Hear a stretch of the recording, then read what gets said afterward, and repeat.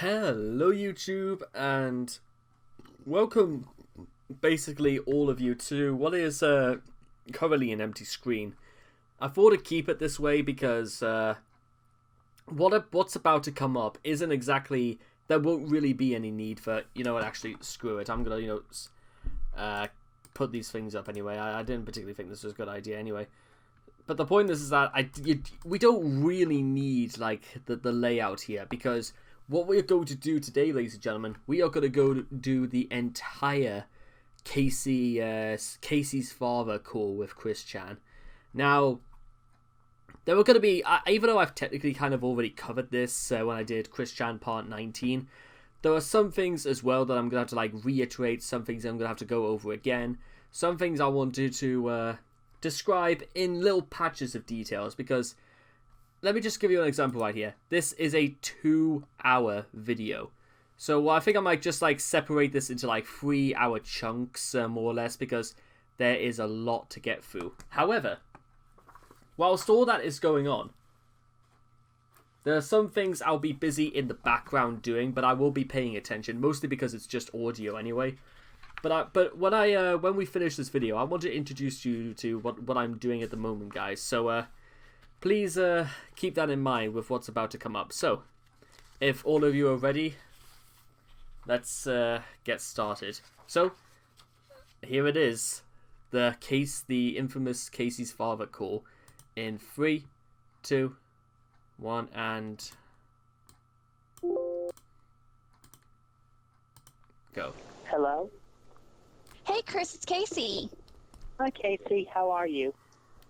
I'm cool. I'm over at my parents' house because they wanted to call Okay. because they saw some of your videos and I gave them the letter. The one about where Chris was mocking the people who died at the 9/11 terrorist attacks. Those videos. Alright. Actually, I'm uploading a video now. I do 51 reps with 50-pound weights. Well, not really weights, as much as they are. You did 51 reps or 51 times? He never did that. He's lying. Because reps are different. Lifted them up. 51 times, lift them up with each arm.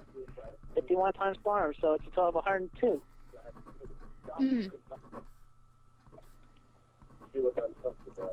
Well, was it hard? Yeah, it was hard.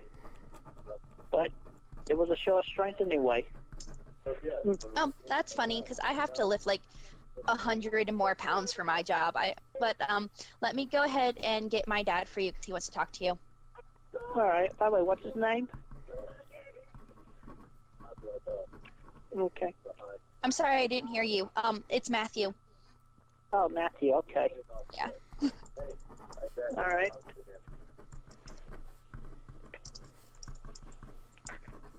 All right. Well, just give me a minute. Okay.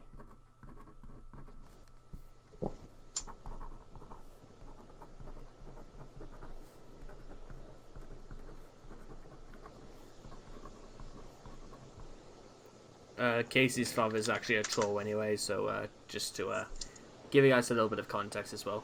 Hello, Chris. This is Matthew, Casey's father. Hello, sir. Good evening, sir. How are you? I'm good, thank you. How are you? I'm doing good. Good, good. So, guess I have a couple questions for you. Well, maybe more than a couple. All right. That's fine. That's fine. I'm happy to oblige with an answer, with an honest answer. Okay. Well, first and foremost, let's see, you got a job, son? Not currently, but I am working towards getting a job. I have been filling applications left and right. Really, really? What kinds of places? What kind of skills you got? Yeah, well, yeah, I'm applying for like retail stores and such. You know, again, based on Chris's otherwise lack of skills, or even skills he could adopt in the real world, his history with what involved with Wendy's is going to spike, especially if he had Wendy's as one of his references, or listed as work experience on his CV. That's going to be a huge problem right there. I got an application in over at the new CVS in Ruckersville, and one over at Walmart, and I had one over at Target. I have worked before. I worked at Wendy's in Ruckersville for a few months. Plus, also I worked as a sales representative for Cutco Cutlery. Right, that's minimum wage stuff. Did you go to college or something? Yeah, I went to college and I got a degree and a certificate in computer-aided drafting and design. And you're working at Target. I mean, I know the economy's bad, but I mean, surely you've got to, use that somehow, right? I mean, how old are you again? I'm 27, sir. You're almost 30. You're Out of reference, I am 22 years old at the time of this recording. Back in 2009, I was 11 years old. So basically, half my life ago was when this happened. And unless I know I've said this for a while now, but it's going to be in part of reference of what I'm going to talk about near the end of the video. But think about this, ladies and gentlemen. Think about what I could become. Or do you think 5 years ago, when Chris was just 22, he had any idea about what would come of his life? When he was sat there at 27, talking to somebody's father, saying that he still hasn't got a job? working at Target. You want to work at Target, I should say. Yeah, well, not really sure what kind of jobs my degree and certificate would get me, but I mean, like, if I did know, then I would strike up on the job. You got a degree not knowing what kind of jobs you could get. Yeah, exactly. I mean, I'll tell you what, I'll bring this down anyway. I don't think I've actually ever shown you guys this before, but I'm going to do it anyway. This is my bachelor's degree in animation. You see right here, Bachelor of Arts with second class honors, lower division in animation. Given to me, awarded 20th of June 2019. Credited by Maggie New Academic Register, and by handed out to me. I think it was like by Professor. Oh yeah, this is the Vice Chancellor, Professor Andrew Wafey, and I believe it was. I'll have to look up exactly whose hand I did shake, but I think it was a barrister that I shook hands with during the day of my graduation. But the thing is, ladies and gentlemen, I knew exactly what I could do, what exactly I could get with my animation degree. So that's why I'm going to spend a lot of time in very serious considerations about exactly what exactly that can get me. I already know exactly what an animation degree can get me in the real world. It's just a matter of presenting enough material, presenting stuff that I would want to seriously consider showing to any lit studio, because a lot of people have very, very high standards, and they take cases of abuse, they take cases of people getting fired very, very seriously, because it leads to somewhat awkward questions. It's it's as straightforward as that. Which is fortunate enough that I've technically never been fired from any job in my life, because it reflects badly upon all of us. Let's just make that clear. In that field, and you've had it for how long? When did you graduate? Well, I graduated in 2006. 2006. So you've had it for 3 years, and you have done nothing with it. You haven't had any jobs between then? Yeah, I did volunteer. I have done volunteer work. That doesn't pay, though. Well, but what kind? Humor me.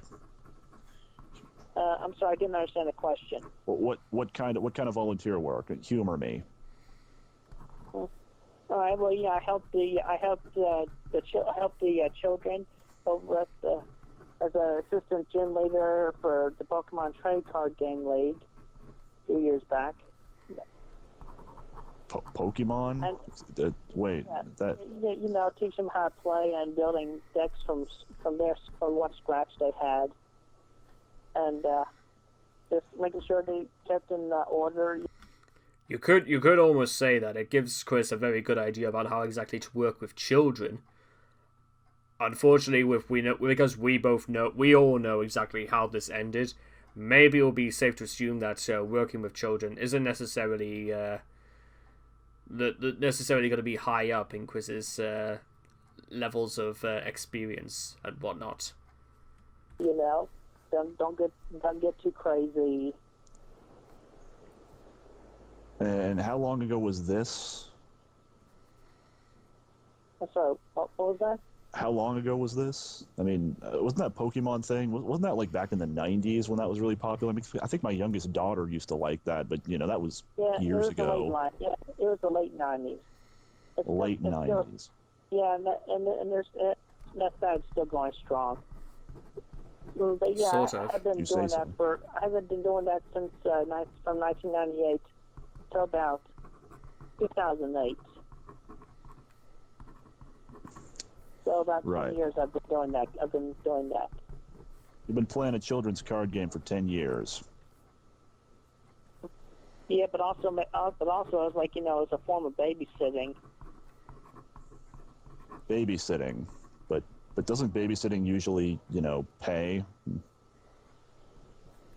I mean, and that doesn't really sound like you're, you know, volunteering. When I think voluntary work, I think like, you know, Red Cross, that kind of thing, you know, actually going out and really helping people, planting trees, that kind of stuff. Yeah, well, I have helped people out. You know, I put the parents' mind, let them know that their children were in a safe environment, and I help ensure that the children were playing and were within the safe environment, and that nothing was to go wrong. And and I was respected as an authoritative figure in that sense. Right, but and are you still doing this? I mean, or what are you doing right now? What if you stopped? You know, why aren't you doing this anymore? Yeah, it was kind of like you know, not too many of them were showing up, so it was like my choice on ending that, you know. So yeah, that was kind of a sad day for me, you know, to have to put that behind me, but you know, we gotta move on. But anyway, aside from that, I've been searching and doing work for my yard work for my family and other sort of heavy lifting. Right. Well, anyways, I'm done talking about Pokemon now. I got a couple more. Okay. So what kind of place you got? You got a place of your own? Where are you living at? Yeah, I'm currently living in a 2-story house with my mother and my father. Living with your parents, age 30. Got it. Well, almost 30. Excuse me. You know, if it wasn't for what happened with COVID-19, I probably would have been seeing plans to move over by about this time next year. But not that there's anything technically wrong with that, because my mother wasn't 30 years old, and she'd been working for 11 years at her job, and she still hadn't moved out because she was looking after her parents and all that. There's nothing necessarily that wrong if you have no real intention to move out. I think there's like some kind of call for like Chris to try and show some kind of independence, I think is the point behind this. Yeah, well, I hope that doesn't strike you on a bad tune, but yeah, it's just like I just did not feel comfortable leaving the safety of my home for the while. Why is that exactly? It's like, you know, I just did not feel like, you know, I just had not felt like I was ready for a place of my own just yet. You got to leave somehow. You got to leave at some point. I mean, I think most of my kids, move out, 18, 20. I'm okay if they, hang out while they're in college, but after that, they gotta start looking for a place of their own. Yeah. Yeah. But to each their own individual growth rate. Right, but I just gotta ask though. I mean, you're really serious about Kacey, are you not? Yes, I am serious about Kacey. Okay, so and with her help, I feel like I could get a good start on being able to, shortly in the near future, move out of the house, with her help, and get a place of my own. You need her help in order to support both of you. It's more like some details I might not understand. I talk to my parents sometimes about that, but it's like it's like a whole bunch of details. Explain, please. But anyway, yeah. I don't know what these details are. I just need to let you know, and I just feel like I would need external influence, somebody outside the house to help me feel more comfortable in moving out. You could, people are always looking for roommates. Just go to any college board. Yeah, they were looking for roommates, but not mates who was the size of the whole room. Yeah.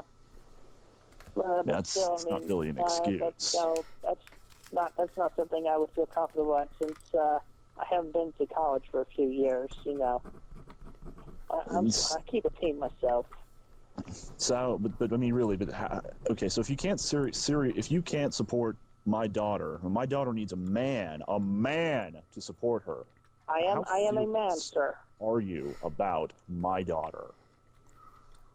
I'm sorry, I didn't understand that question. How serious are you about my daughter, really, if you aren't even willing to support yourself, like that...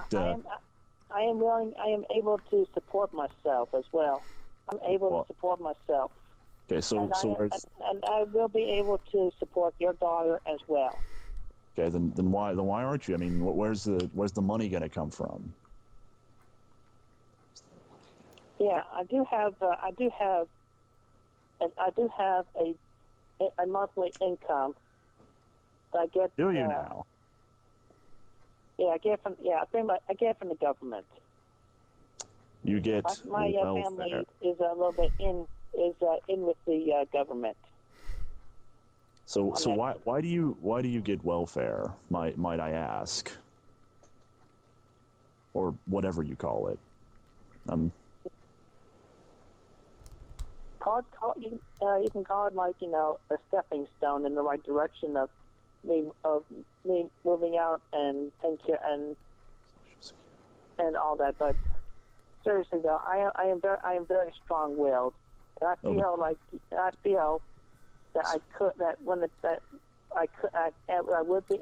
Do you notice how much Chris is stuttering during these parts?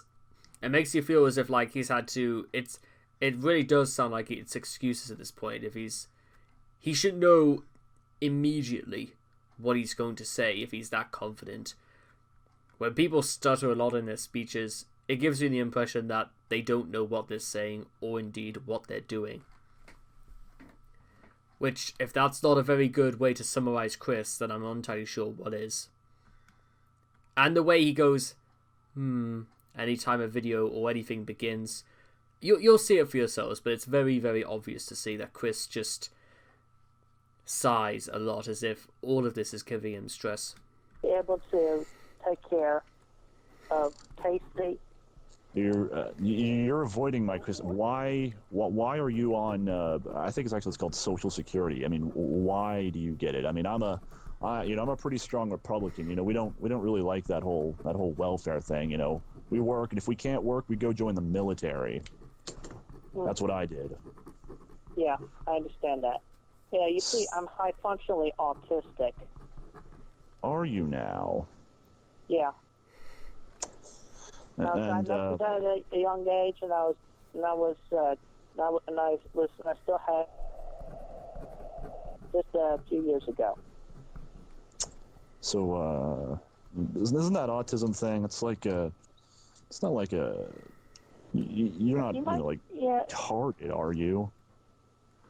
I'm sorry. Not really. What? I mean, I'm just saying, isn't that that's a genetic thing, right? I mean, that's neurological. I mean, I don't want any. If you're really gonna get with my daughter, I don't want tard babies. Yeah, autism is not genetic. I think I read somewhere that it was actually. Actually, I'm pretty sure I did. No, it's a myth. That's a myth. Yeah, autism is not genetic. You're not gonna have. There will be no retarded grandchildren on your part. I can promise you that. I'm just gonna make this part very, very clear because let's just assume for one moment that just even people who don't have autism can give birth to children who are seriously mentally handicapped. But also, so what? So what if it matters if I was to have a son or a daughter who had serious cases of cerebral palsy or they lost their limbs to meningitis? What's it to anyone? What's it to anybody else's business if about something like that? That would be my child right there. That would be my flesh and blood. That would be my legacy from that point onwards. Tard babies. Even I know obviously that part was just to try and get under Chris's skin, but it gives you the impression about people who are not trolling and people who are very serious about that sort of thing as well. Just wow. If you say so. If you really say so. I'm looking this stuff up right now. I mean, my Kacey, she's in medicine. She knows this stuff. She's an expert.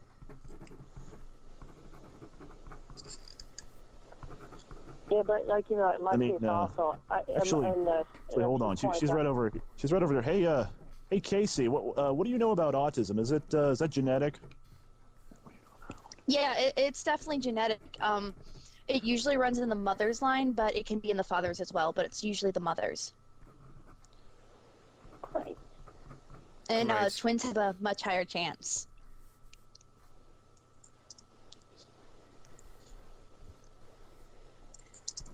Anything else, Dad? No, I think that's good. You go. What were you doing again? I need to go finish washing the dishes. I'll be right back, Dad. Right. I think there's some cake down there too. Go help yourself or something. Okay, sweet. Thanks, Dad. Some cake down there or something. Go help yourself or something. Anyways, where was I? Yeah. Let's see. Okay. Well, if you really want a kid with my Kacey, I think you'd probably be best if you adopt it or something. It's a good thing, Yeah, well, yeah. In my case, though, I would not care to adopt. You see, I have a dream. I have my dream, and that dream is to give birth to share a daughter with my wife to be, and her name would be Crystal. Yeah, first off, let's just ignore how ridiculous that is for a second here. I think it's more nowadays, if Chris was at all serious about Crystal, the external reality is more or less that he can't adopt because of the state of his house, his criminal record, the conditions of his house. There's absolutely no way, if Chris was to adopt at all, he would ever do it with his house in the house he currently resides in, let alone with the quote-unquote pets he does not take care of. A dream, as in like you were asleep and you saw something, Yeah, and plus in the dream I had like an office job. An office job, right? Yeah. You know, I don't think. I think Kacey actually doesn't really like that name. You know, it's kind of a stripper name. You know, Cristal. You know, it's kind of like Cristal too. You know, like that. It would not be Cristal. It would be Crystal. It's still pretty close. It's fairly. It does sound close, but it's not. You know, you're just replacing the L. You're just replacing the CRISTLE. You're replacing the LE with an AL. Yeah, but even so, I mean, you said this all came to you in a dream. I mean, dreams, you know, they don't pay the bills, and I mean, it's just a dream. That's all just from your head. I mean, you know, I had a dream once where, you know, I was flying. You don't see me doing that. Yeah. Okay. Well, I mean, it's like yeah, flying. Yeah, you're definitely not gonna be able to fly on your own, sure. But, you know, it's like, you know, when you see a dream that's actually reasonable, that you can actually picture yourself doing in the future while you're awake. You know? Like, it's like a career thing. You know, it's like, yeah, you definitely, it's like, you know, when you're a child, you know, there's a chance you could become like a cowboy if you dreamed of being a cowboy. But, you know, that may seem kind of far-fetched if you're living in a place that's not near or in Texas. But if you're like you want to become a teacher. According to Chris, he's speaking with somebody who was in the military. Of course, Matthew really wasn't, but you get the idea. How do you think this is going to sit in when Chris has also admitted he has no job, he lives on government welfare? He hasn't got a place of his own, and he's 27 years old, and he's talking about... I mean, again, I'm going to lie to you. Crystal isn't exactly... I wouldn't want to call... If I had a daughter, I would not name her Crystal. I'm just putting it out there. Teacher. And that is more likely is more likely possible, because, you know, yeah, you can get the degree and become a teacher. So, if you want to go... be a teacher or go work in an office, go work in an office, go apply to an office. You know, don't dream about it. Dreams do nothing for you. They don't pay the bills. Yeah, I mean, I have been working on it, and I have been taking action on looking for the jobs. And you think definitely looking in office jobs. You think you have some kind of, you know, powers of prophecy? That doesn't seem very I don't know. To me, it doesn't seem very godly. You know? Yeah, well, I'm not saying that I'm a prophet. I'm not saying that. But you know, it's definitely something that, you know, it's definitely something that I feel that God has promised it to me, and I believe in God. I go to church every Sunday. That sounds like being a prophet to me. Yeah, well, yeah, you do. Yeah, there are prophets that are mentioned in the Bible. Yes, but I am not saying that I am a prophet. I'm not saying that. Son, I go to church every Sunday too, and you know, I've never had any kind of dreams of, you know, anything telling me that something is going to happen. You know, God doesn't do that. God doesn't tell you things like that. Yeah, well, you never know. Sometimes it and sometimes it don't. It just it depends on the people, you know. You never know it, but you know, you might have actually gotten a message in a dream that may have actually come, but you might have not caught on as quickly, or and I do not mean to insult you, but yeah, you might not have caught on quickly, but you know, upon retrospect, you might realize that could have been a message from God. Nah, if you think you see the future, you know, that sounds like you're trying to be a prophet. That sounds just like, that doesn't really sound religious. That just sounds like some, you know, mumbo jumbo to me. Well, I'm not saying that it is the definite future, but it is a possible future. And I am looking to make that happen. 11 years later, well, he's going to have to still try, because in the meantime, he went from saying he's going to try now to believing he has magical powers and he is a quote-unquote CPU. Just that's where he is right now in time, but this is where he was 11 years ago. Well, make it happen.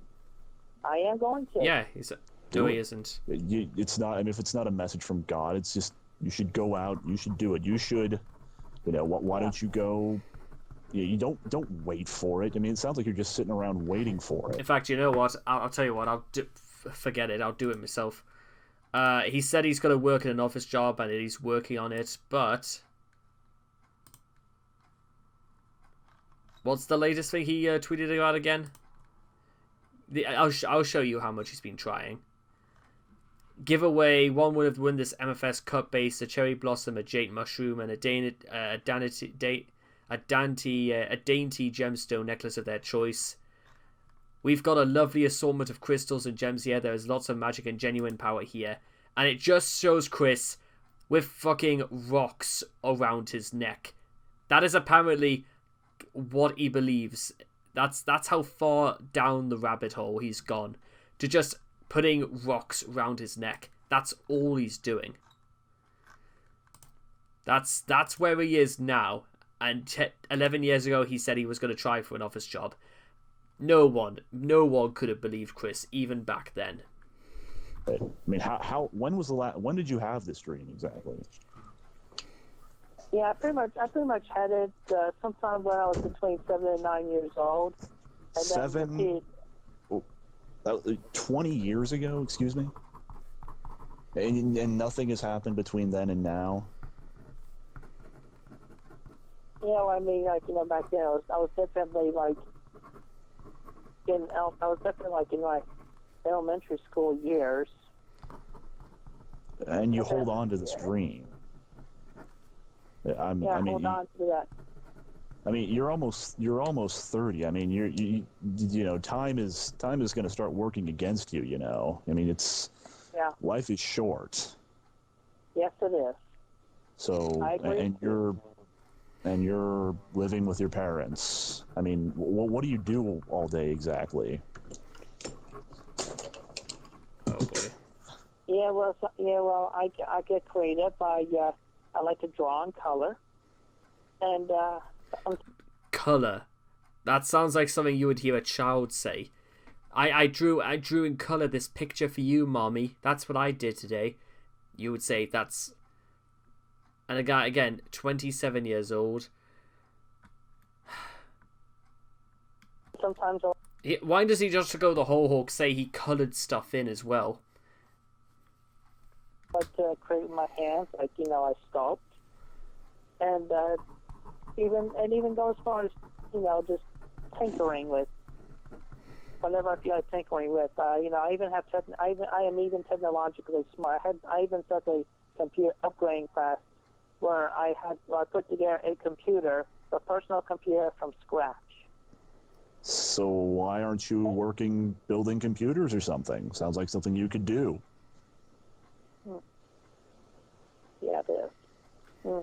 Plus, also, I definitely do I pretty much did get started on a techno savvy, I would say, from my father. Because he's a retired technical engineer. He worked for GE for a great number of years. He also was in the war. He was stationed over in Korea in the Signal Corps. He designed the controls for the plastic molding machines for one of his achievements. So without him, you would not have the plastic for at the very least the 2-liter soda bottles. That's all fine and good. I mean, your father. I mean, but I'm not talking about your father. I'm talking about you. Yeah, well, I'm pointing out as him being my technological influence. But you haven't done anything, unlike your father. That's what I'm getting here. That's. I did a video where I discussed the life of Robert Franklin Chandler Jr. It explains just the difference between Chris and his father, because some of the things are very, very interesting to look into if you look into Robert's life. It's not good, son. I mean, when I was 27, I already had a wife and kids. I was working 40 hours a week. Yes. well, my father did not marry until the first time until he was 30 himself. Yeah, but you know, he probably also had a job and he was probably living on his own, and he was also in the military, like me. So I don't really care about what your father did, because you know that's what he did. It's not what you did. Yeah. Yeah, I understand that. I understand what you're talking. I understand what you're talking about, and your point. Right. And while I am trying to make a valid point myself, I feel like that. You know, we both are definitely are understanding each other. Really, I must say I'm not really impressed. Yeah. But let's move on. Now let's talk about a little bit about what you think about my lovely daughter. You know, what was the first thing you liked or noticed about Kacey? I noticed her beautiful face. Her beautiful face. Yeah, and her blue-green eyes are like a pair of swimming pools that I would just love to. Why would you say that to somebody's dad? Why? Just why? Why would you say that? Swim around and bathe myself in. So the first thing you noticed is I'm her very appearance. polite as well, just to let you know, sir.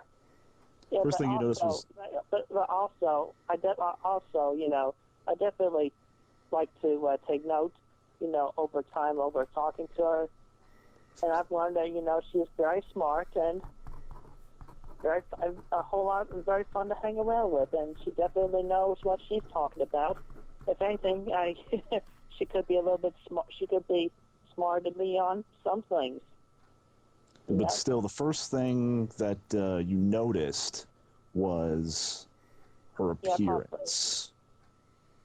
So it's like, you know, you're looking for like a trophy wife or something. It's kind of funny. No, I did not. No. Okay, well, maybe I was wrong. I mean, I was like the first thing I noticed about her when we met in person, but when we talked first, you know, between phone calls and emails, after kind of an indirect internet meeting there. But anyway, I actually learned first that she was smart and very delightful to talk to. And then, you know, after a while, she and I met in person, and then I got to appreciate her. And then I got to appreciate her face. You know, the face and the smart, charming wit behind it.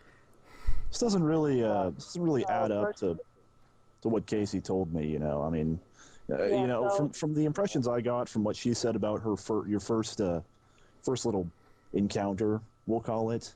Now, she said she was a little bit uncomfortable around you. You know, and apparently when you first talked to her, you know, you actually were pretending to be somebody else. Actually, you know, that other Chris. You know that. Yeah, well, that was another thing. Yeah. All right. Yeah. Well. She didn't like that much. Okay. Well, actually, yes. Well, Kim helped me. Yeah, our friend Kim. Yeah, she helped me get into that Chris's email account because before I ever learned about Kacey, he was pretending to be me. And, you know that Chris, you know, was her boyfriend at the time. You know. Yeah. I mean, I've actually talked to that guy. You know, met him in person. He's actually a pretty nice kid. Yeah, but if you notice his YouTube videos, he does get a little crazy. But anyway, for the past, I'd say, greater months now, he was pretending to be me for at least up to a few months ago, where he pretends. I'm assuming pretend that, you know, he gets kidnapped and tied up and then sent to the desert. But then Kacey tells me that that possibly happened because police found the emotional found him in the desert. But I'm going off track here a bit. That just doesn't make any sense to me. I mean, why would he pretend to be you? You know, someone like you, guy who lives with his parents, and okay. Well, you see, okay. Well, first off, I'm internet famous for being the original creator of the. Oh no! Here it comes. It's like a combination of Sonic the Hedgehog and Pikachu. It's like kind of a combination parody. And so I'm like the original creator of Sonic and Roschu, the Electric Hedgehog Pokemon. And I created him back on March 17th, 2000. I drew the comic. I drew the comic books. I originally started that back in 2000, and I've drawn a few books up to now. I'm still doing some drawing. So because I don't like to leave an unfinished project finished. I have absolutely no idea what you're talking about. I mean, I barely know what Sonic the Hedgehog and Pokemon is other than it's kids stuff. So basically what I'm getting here is that you took two, like, kids things and put them together. Two copyrighted kids things. And but it's like, but it's like a whole new character. And my father has a good knowledge about the copyrights and whatnot. And he verifies for me that I have been in the clear the whole time from the beginning to continue on with Sachi and Roshu being their original creation, and I've created the original stories and everything in the books that are on the Wikipedia, which was originally known as CWC's Sachi site. That's CWC's my name, Christian Weston Chandler. But anyway, I have been going on with that since 2000. Which means you were 18 when you made this. You were, what, a senior in high school? And you were playing with kids stuff? And that's what you've been doing for, what, since then? You're 27 years old. You're playing with kids stuff? I mean, like little kid stuff, like 10-year-olds.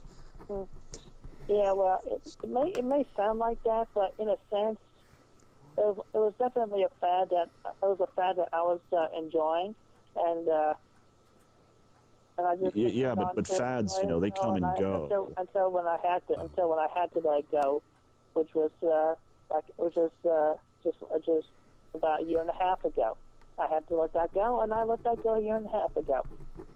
But anyway, getting back to. You said it was popular still.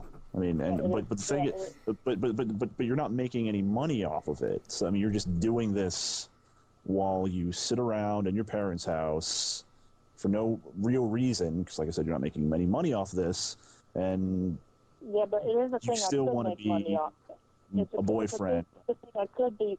That is a thing that I am working on starting to make money off of. I am in talks with the comic book companies as well as Nintendo of America about about the likelihood of me being able to us getting together and making money off of this, because obviously since 2000 it became more and more popular on the internet. I became internet famous, and along with a bunch of the fans like that, don't you need permission for both Sega and Nintendo? I mean, it's not like it's Sega, right? I mean, I know a little bit about what my little daughter used to talk about. I kind of know what a Sega is, I think. Okay, yeah, I have talked to Sega as well. But anyway, getting back to, if I may finish, yeah. Anyway, okay, I got internet famous, I got the fans, and then I got the naysayers, which were the internet bullies and trolls. Right. And that Chris over there was he was one of them. And before I met Kacey, he started pretending to be me in YouTube videos, and he and I were in a bit of a battle, Okay, I'm sorry. This is just getting completely ridiculous. All this internet. I mean, all this internet stuff. I don't know much about computers, but I mean, this this sounds like just a whole waste of time that I don't care about because it doesn't pay the bills and it does not help support my Kacey. Yeah, I understand that. Yeah, I understand. I was in the military. I was doing something. I fought in Desert Storm. I fought against Saddam Hussein. Yeah. Okay, you fought in Desert Storm, fought against Saddam. That's all good. That's very good. That's honorable. That is honorable. And then what? And then you made this Sonichu thing. You know, again, I'm just gonna make this again pretty clear: is that, listen, guys, just about like 14 or so months ago, you guys may not know this, but I applied to be enlisted in the army myself, and despite how much I told them about how I was able to prove myself, they said very adamantly, the last time I heard from them, is that they would never accept somebody who had autism, and they were going to be closing my account within 10 minutes, and then they hung up on me. If the British Army is not willing to take on somebody like me, somebody who has not only proven now to make stuff day in, day out, then what chance are they going to have of recruiting Chris? And I don't think that's just the army being cruel for the sake of being cruel. There are certain legalities, there's certain kind of processes that the British Army have to take into consideration. This goes the same for the British Navy and the Royal Air Force. And I may have already told you about this, but my neighbour across the street has just finished university to be involved in engineering for the RAF, and he also attended university with somebody that I personally knew during secondary school, who is now a flying officer, and who is also engaged to be married. And I think he is just a few weeks younger than me. So even at 22 years of age, my great pal, flying officer, we'll just call him Mr. Douglas. Flying Officer Douglas has managed to get himself married, graduate from university, and is a flying officer. I'm not saying, of course, that that sort of reality is open to everyone, because there are certain very real world problems that people face that means they can't necessarily fulfill their dreams, but that doesn't stop them from trying. Even though I didn't know at the time that anybody with autism was never going to get into the army, but I tried, didn't I? I did everything I could to get in shape. I did everything I could to actually go through a standard British Army medical exam, and to basically scrutinize and catalogue every single mistake I made, all of that stuff. But it sadly wasn't to be. But you know what? Sometimes in life, ladies and gentlemen, you roll up your socks, you roll up your sleeves, and you try again, but you try elsewhere. Because that door may be closed, but that doesn't mean every single door is closed. The world looks for people with very, very strong and positive attitudes in this world. That is what's going to get people to succeed in life. Chris constantly making excuses, constantly coming up with these stories about Crystal and working an office job, that is going to get you absolutely nowhere in life. I mean, it's like this something's not right here, you know.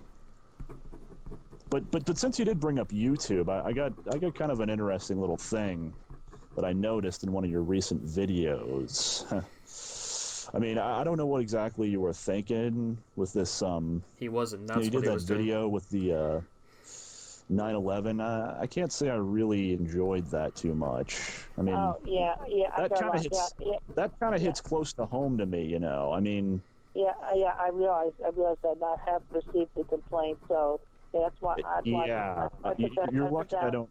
You're lucky I don't have a YouTube son. I mean, that hits close to home to me. My mother, Kacey's grandmother, you know, she died on 9/11. Sorry, I'm sorry to hear that. Yeah, and yeah, I mean, it's like, I did not mean to. And yeah, I. To me, I did not mean to hit that fast type of emotion. It was originally intended as sort of a thing against this longer, worser internet troll who goes by the name of Clyde Cash with an alias of Greg Mays. You made a video. That's just a whole nother story right there. But anyway, You made a video basically just trying to mess with some guy on the internet that makes fun of one of the greatest American tragedies of our lifetime. No, the greatest American tragedy of our lifetime. Yes, but this guy, he's done a lot. He's done a lot of things against me. Yeah, on the internet, trying to, he tries to destroy my good name with a whole bunch of twisted truths and phrases and words that I have said. He just twists them around to in evil ways and just makes them and just. He's one of those that's been trying to slander my good name. And worse off. Let me ask you something. Where were you on 9/11? I mean, they say everybody remembers where they were on 9/11 when they heard that those towers were going down. When a plane had hit those towers and thousands of people died. Yeah, I do remember where I was on 9/11. Yeah, I was just let go from my job at Wendy's. It was for some differences between me and my employer. I understand. Yeah, but anyway. Would you like to know where Kacey was? Would you like to know where Kacey was? Okay. Well, if I may finish. Yeah. No, I'm sorry. No. Kacey was at Ground Zero. She was giving blood and plasma, volunteering. And where were you again? Yeah, I was out shopping with my mom that day. Really? That's wonderful. Wait a minute. Yeah. You said Wendy's before. Are you changing stories on me? Have you been changing stories on me through this entire call? No, I'm not. Are you just making shit up now? No, I am not changing stories. This is the same story. I had just gotten fired from the Wendy's, and I was feeling down. And you'd been fired from Wendy's. Yeah, I was let go. I was let go from Wendy's, and I was sad. I was sad about that. They gave me stuff. I told you this is because of emotional differences. Emotional differences. That's absolutely nothing. That just sounds like a bunch of bullshit.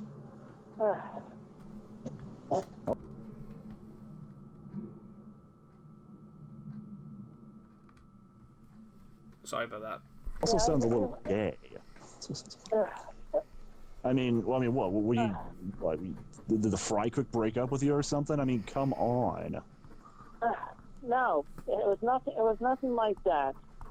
There was why do you sigh so much? That's just irritating.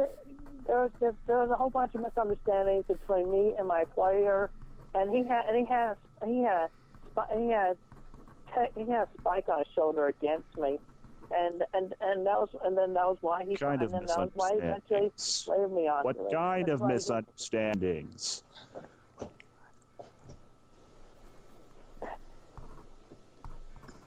I mean, this... Yeah, I did some things that he thought were bad, but were actually good. And then he let me go based on that. Anyway, yeah. This was a couple of days before 9/11, and I was still feeling down from being let go. And then on 9/11, I was out shopping with my mother that day. Good God! I mean, you sound like you're just some simpering little.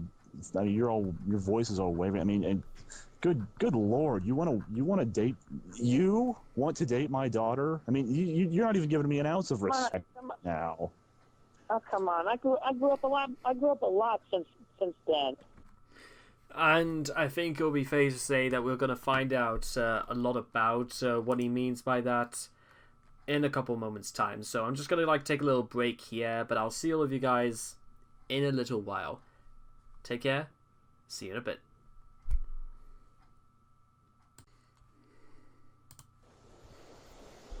I've grown up a lot in sound and physical and sound strength and sound mind.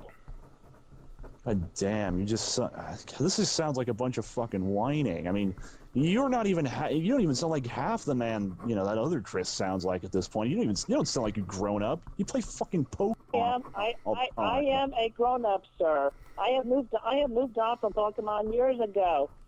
I am a grown up. I have moved on from the childish things.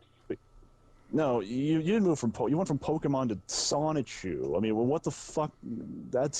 This is still just kid shit. You don't have a job. You're still living with your parents. Almost 30 years old. This is ridiculous. I mean, you want to date my daughter.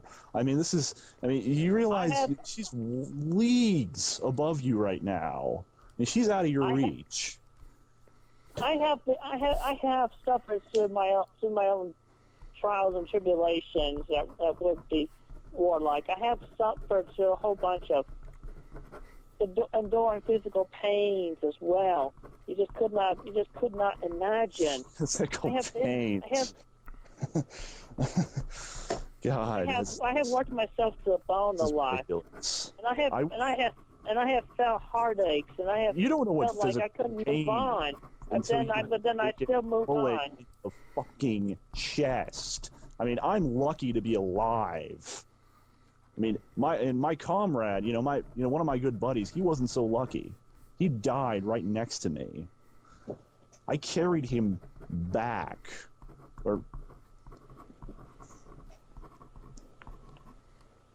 No response. That was very heroic, and I commend you for that, good sir. Sure. Yeah, I'm sure. You don't need to commend me. You're just kissing ass. No, I am not kissing ass. Okay. Well then. All right. I go. Okay. So really. Okay. What? Okay. So I have one more question. What do you have to offer my daughter? Really? After I've heard all this, what exactly? Exactly. Come on, ladies and gentlemen. What is your first bet that Chris is going to say next? Because what technically does Chris have to offer to Kacey? That's a very, very good point, what Chris has compared to Liquid. Let's see how this goes. Let's see what happens. Exactly do you have to offer a future med student? Nothing. I mean, she had a good fiance, and now you think you can take her? Yes, I could, because I can offer her a whole bunch of support that Chris could not. Like really? What, Chris? Really? Like what? I am He had a job lined up. Like, I am honest, I am loyal, I am strong. Yeah, and this guy spoke several languages. He had connections in the comic book industry. This guy could get a job right out of college, and you're mooching off the government, off of my tax money. And you want to date my daughter. I mean, these two had so much in common, Kacey and Chris. I mean, she loved everything about him, and you just sit around, play with toys and video games. Is that what you buy with your welfare money? Like Pokemon shit? I have not played with Pokemon for years, sir. Okay, so what do you play with? I mean, you denied Pokemon, but you didn't deny video games. Okay, yeah, I have played some Guitar Hero. Oh my Guitar God. Hero. And More yeah. video games. That's The it. hell is I have to stand up to play. I have to stand up and play guitar. You have to It's stand still up to play guitar. Oh, wow. That's... Why don't you... That's just pathetic. I mean, that's not... Do you think that's exercise? Could you play a real guitar? I think that real Chris could play a real guitar. I worked hard for my father in his garden. I pulled weeds. Those weeds are very hard to pull. My grandma pulled weeds. My grandma had arthritis. As pathetic as that sounds, what Chris is saying, it is a bit funny that he considers that hard work, and that's something, again, he has to offer to Kacey. Yes, and she pulled weeds. If I said this exact same thing to Kacey's father, he would show me the door, and then he would tell me to throw myself out. Weeds every day. Oh. Well, I'm sorry to hear your grandma had arthritis. But I am very strong, sir. And I'll tell you, it was very hard and torturing work. I was working under the hot sun. Those were very hot days. And you still look like I don't know.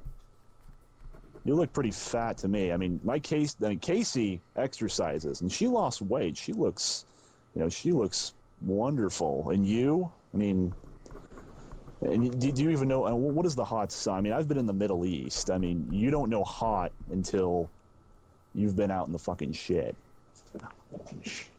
Okay, yes, I will agree with you that I cannot truly understand heat until I'm in the middle of a desert. But still, those were very hot days, and I pulled those weeds. And I even placed lumber around the edges of that garden, and I hammered labels of those flowers that my father hand wrote accurately and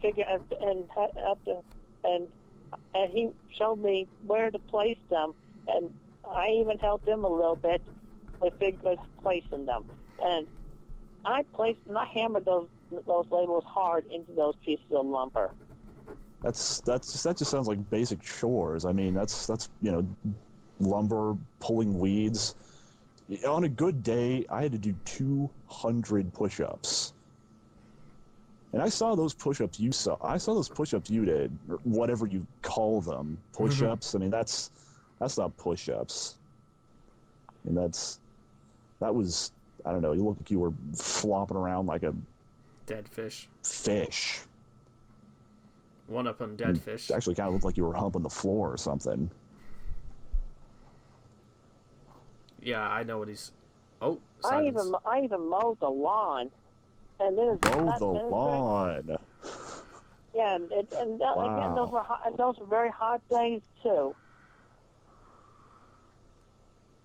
And sometimes the lawnmower would quit on me, and I had to practically kickstart it with my foot. I had to kick it and start it up again. This is really digging, isn't it? Anything else you want to talk about, Chris? Do you want to say that you had to open the door to let yourself out of the house? Are you saying that you also had to pour milk sometimes? Or what about eating yourself, Chris? Was that a chore? Was that something you want to tell Kacey's father? I see 7-year-olds who mow lawns, all day for a summer job, all day, all summer.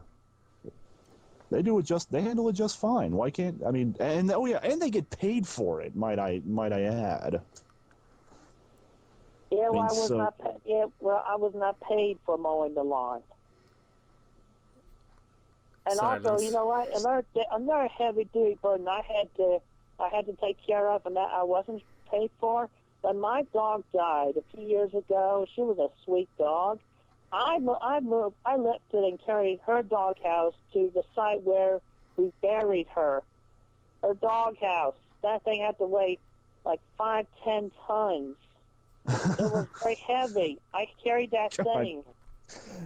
One, either the doghouse did not weigh anything close to that, or Chris is so unbelievably weak and flimsy, which we know that both of those things are true. You know, guys, I'm not exactly the best in shape myself, I'll be honest, but even I could friggin' lift up more than Chris could claim. I've got a lot because, you know, lift with your legs, not with your back. My legs are so... Guys, I could probably put a kangaroo to shame with the quads that I've got. You know, just me. I'm raging reality from round the corner of the block.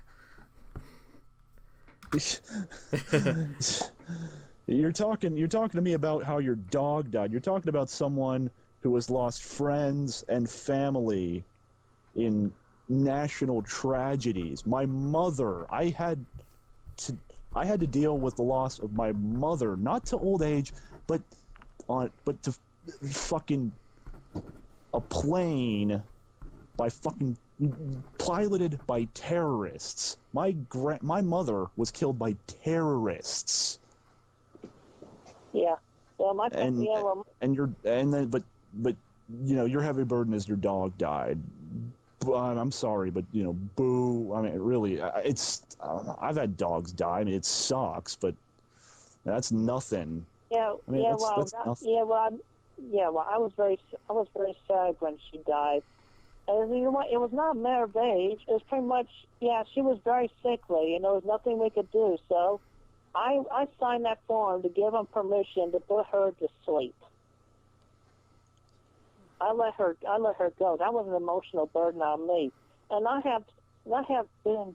My Aunt Karina died just last January because of heart cancer. So are you? It was very saddening. I'm sorry. Are you messing with me? Are you trying to compare, you know, the loss of my mother, the loss of someone who took care of me for years, to a dog? You calling my mother a dog? I am not calling your mother a dog. I had to dig my mother out of the rubble of the Twin Towers. I mean, and you had to lift a doghouse. Yeah, well, that thing was heavy. Well, I'll tell you, that doghouse was heavier than any tombstone. Oh, my God. And that doghouse pretty much was the tombstone. Anytime he brings that up, anytime he says that at all, I feel like I'm ready to, you know... Well, I hope Chris enjoyed that analogy of, you know, comparing his doghouse to a tombstone, because... Again, I've said this before and I'll say it again. Chris more or less just jumped into his own friggin' grave at this point. Silence. Sounds like you're fucking with me now. I am not. I am being very honest with you, sir. I'm telling you the honest truth from my sound mind and my sound heart. I'm starting to really kind of doubt this whole honesty thing you keep talking about. Yeah. I mean, how do you think Kacey would feel if, you know, if I told about this? You know, what do you think how do you think she would feel about, you know, you comparing this whole lifting a 50 pound doghouse to, you know, maybe 200 pound, you know, tombstone? And that doghouse is probably made of wood? This was solid rock. No. I mean, I'll tell you, it was wood and plastic. That thing had to weigh over 100 pounds.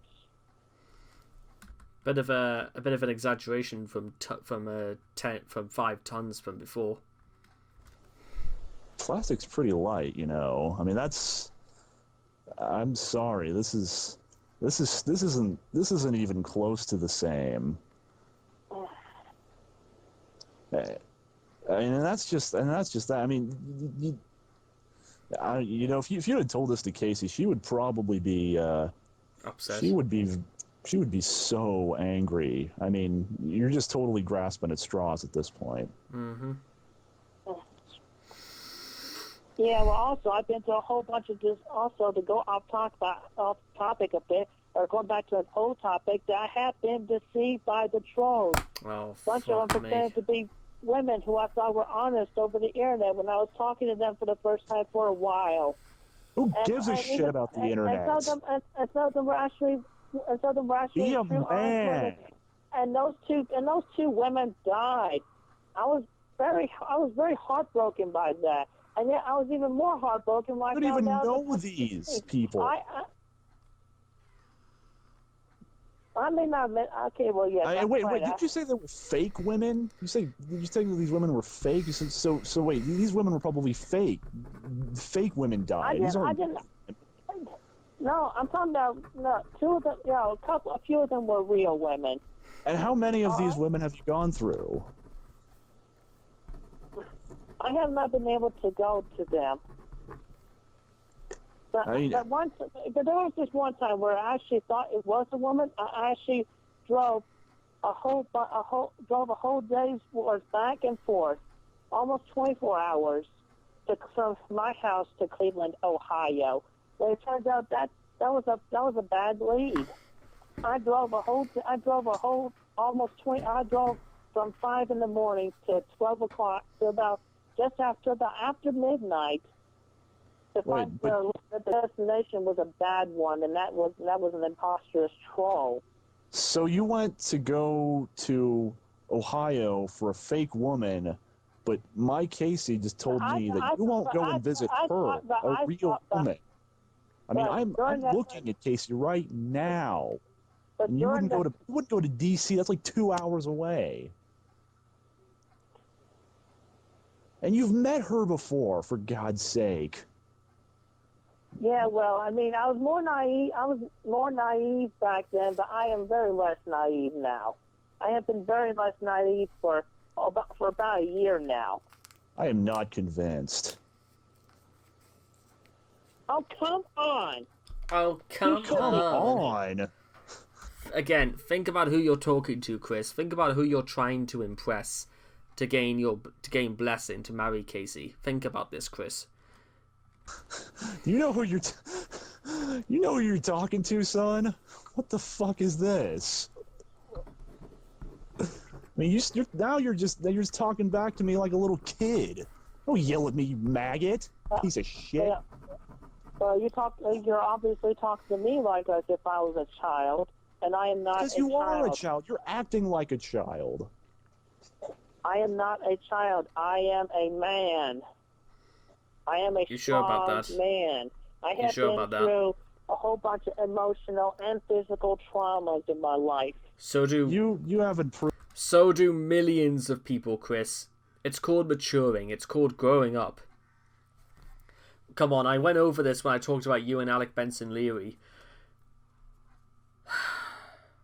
Proven a thing to me. You've shown me nothing that could even possibly suggest that you are a man. Well, sometimes my memory fails me. You're just sitting around in your parents' house, crying about your little dog, playing video games, whining about women on the internet. Some lazy little maggot. I am not lazy. You're living with your parents and you don't have a job. How is that not lazy?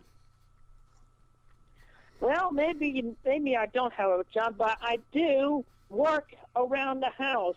It's called chores. Chores. I do those every day, and I'm retired. And they're not just chores. They're not just chores. Yes, they are. Everyone works around the house. Maybe everyone works around the house, but they don't. They differ from burden to heavy weights. I mean, yes. I see, and you know, I was looking around that YouTube. I saw a video of your house. It's a fucking mess. You call that working around the house? True. I mean, are you trying to be you're trying to be some kind of house husband or something? Well, most of that mess belongs to my mother, and I can't really organize it without her being able to help me, without her being able to point out where to put everything. Oh, it's your mom's fault. And That's real mature. She's a, well, yeah, okay, well, yeah, I admit it. She's a bit of a pack rat, and since she retired from secretarial That's your mother you work, talked about, Chris. Think about this as well. she's been a little bit more lazy. I'll admit that. And your But my room was a father- mess too. Well, what do you have to say about that? I mean, this is nothing. I mean, yeah, at this It rate, may you're be not nothing. getting. You're may a be pack nothing. rat too.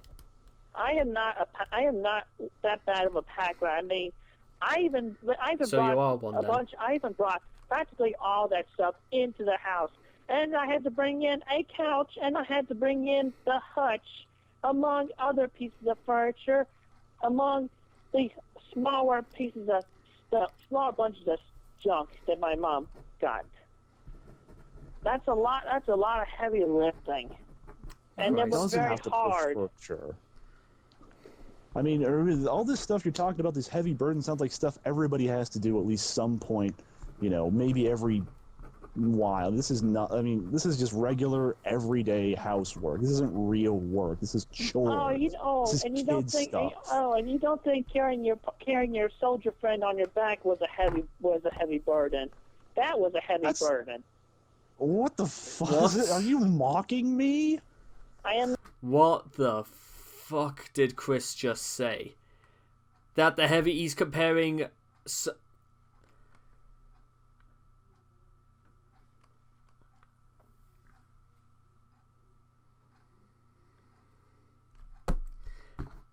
Chris, remember what I was saying earlier about my neighbor and a friend that I knew from secondary school? I can guarantee absolutely every single one of you right now, including you, Chris, if you're probably watching this, because I am feeling pretty worked up right now. If, let's say at some point in the future that somebody from the RAF division who was a close friend, what if my friggin' neighbour across the street died in action? Or my friend from secondary school died in action? And Chris said something like that. They would probably they would beat the shit out of Chris, and I'd probably just sort of like either watch at a distance or just join in, because Chris, think about what you're saying. You talk about your brain goes faster, but for God's sake, Chris, it doesn't stop you from using your brain. You know, I mentioned again, he calls himself retarded, which I think is admirable, a bit like just admitting that you've got problems, but it doesn't stop you from using your brain. Chris, you cannot be that insensitive. You cannot be that stupid. You can't. I actually refuse to believe that Chris actually said something that stupid and that insensitive. Again, you have to bear in mind, even though this isn't Kacey's father wasn't a real person, think about if he had said this to someone, because in Chris's mind, this is somebody who served in the military. Jesus. I'm not mocking you. Are you? I mean, I'm just, you I'm just pointing out that. I'm just pointing out that what you did was a heavy burden on what to yourself. say to this. Same. Yeah, I mean that is a heavy burden because you were trying to save your friend's life. Kacey, I mean, come over here. You got to listen to this. Listen to this guy. This is great. What, Daddy? This is, what is? I mean, this guy's just Daddy, fucking. you sound mad. What's wrong? This guy's just fucking with me. He's not even. I mean, he's not even respecting me at all. He's disrespectful. What? I don't If he's disrespecting you, what is he doing?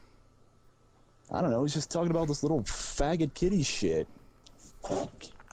And how he has to move chairs and do, oh no, housework.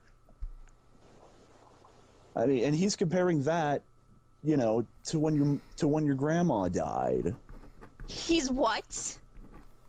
Yeah, I mean, he's talking about these heavy burdens he's had to face, you know, and he's saying it's a heavy burden, kind of like when You remember? Well, of course you remember when we lost Grandma. How Oh would my you god, I forget? know. I had to volunteer just to get my mind off it.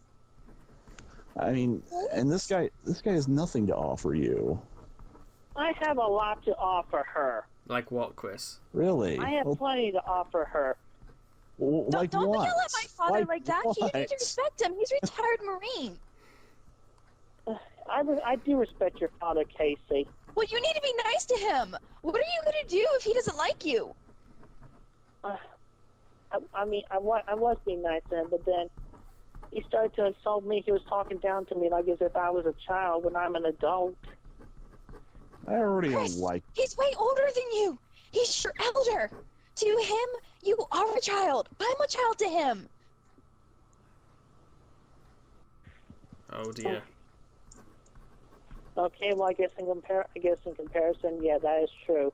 I just don't like being talked. Just turns me off when I'm talked down to as such. I mean, I had to put my father talking down to me as such, and he starts more arguments than there are flies in the garbage dump. Okay, but my father doesn't get angry easily. Like, you can't act like a child like that. He is your elder. You're trying to ask him permission. Yeah. What are you doing? Yeah. Apologize. Yeah. Yeah. I apologize, Matthew. I apologize for talking back to you. I got carried away, especially from feeling like I was being talked down to. I mean, surely, yeah, you can understand that. I'm sure your father talked down to you. Oh my god. When you were. Chris, here is what you do, Chris. You say sorry. You apologize for what you did to what you've done to Matthew. That's it. That is literally all you have to do. When you apologize to someone, you can't really keep calling them out on stuff, and you can't make demands either. You can't just expect them to be okay with About my age. And I do not mean to insult you or your father, but I just felt like it was a fair comparison. I just felt like it was a good comparison there. But anyway, I apologize for yelling at you and raising my voice.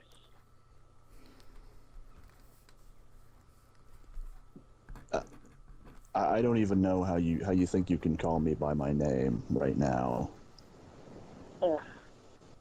I don't believe a goddamn word you just said. I'm sorry. No, I'm not sorry, actually. Well, believe it or not, it is the whole honest truth. I have been telling you this whole time. Honest. yeah. Well, If that's the truth, I'm afraid to say you're pretty fucked. He's not wrong. He's not wrong. You're just using people from the internet as scapegoats for your problems. And you were lying when you first met Kacey. That's what I've gotten about this.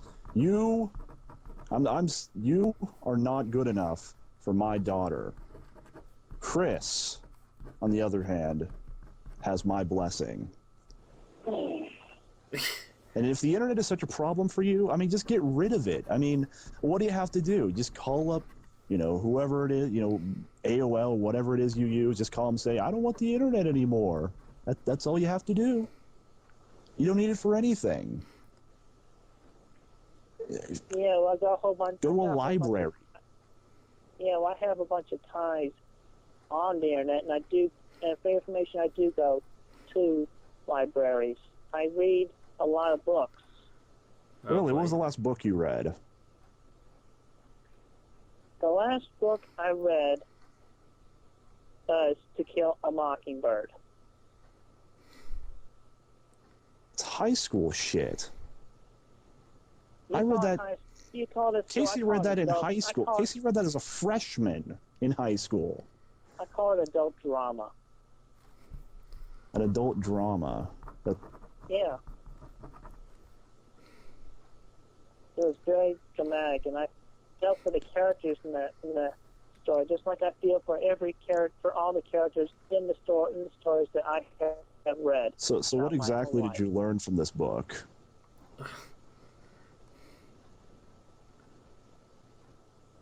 I have learned. Oh my goodness! See, is that fucked? That I have to be able to cope and be patient with everybody with a whole lot of people that may appear to be impatient or that can be hard to put up with. Like George had to put up with money throughout the story. I mean, I'd say that's. That's of Mice and Men. Yeah, you know what?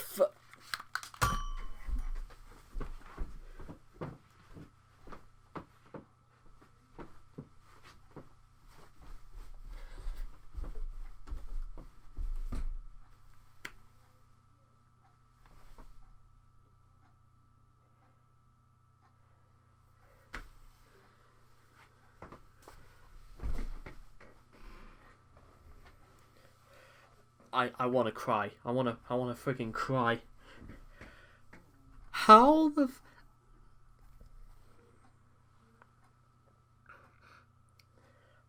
I literally want to cry. I feel...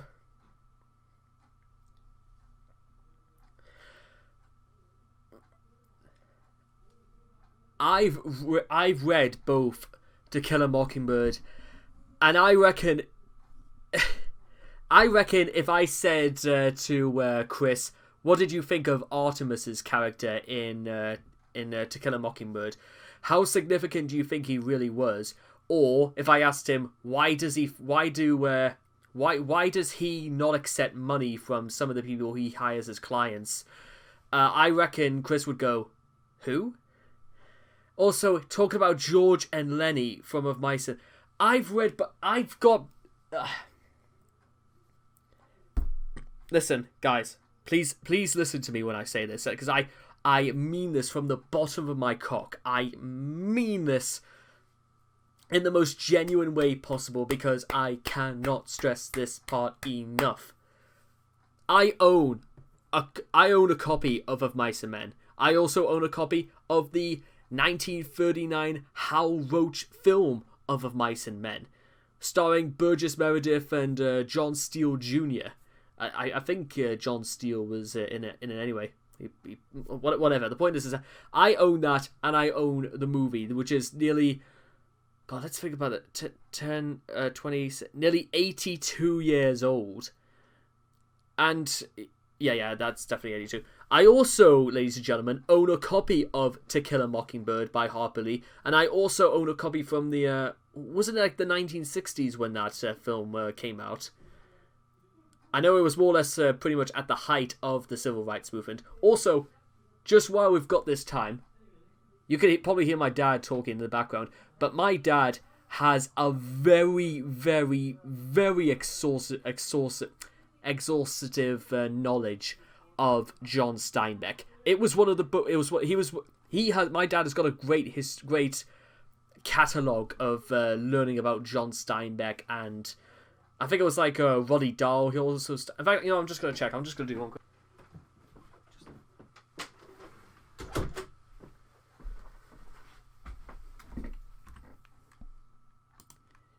Right. Okay. Sorry about the interruption there, ladies and gentlemen. It's just.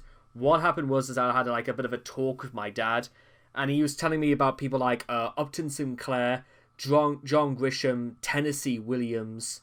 There was one with an Irish name, Herman McDermott. I don't really think there's like an American writer called McDermott. Stephen King.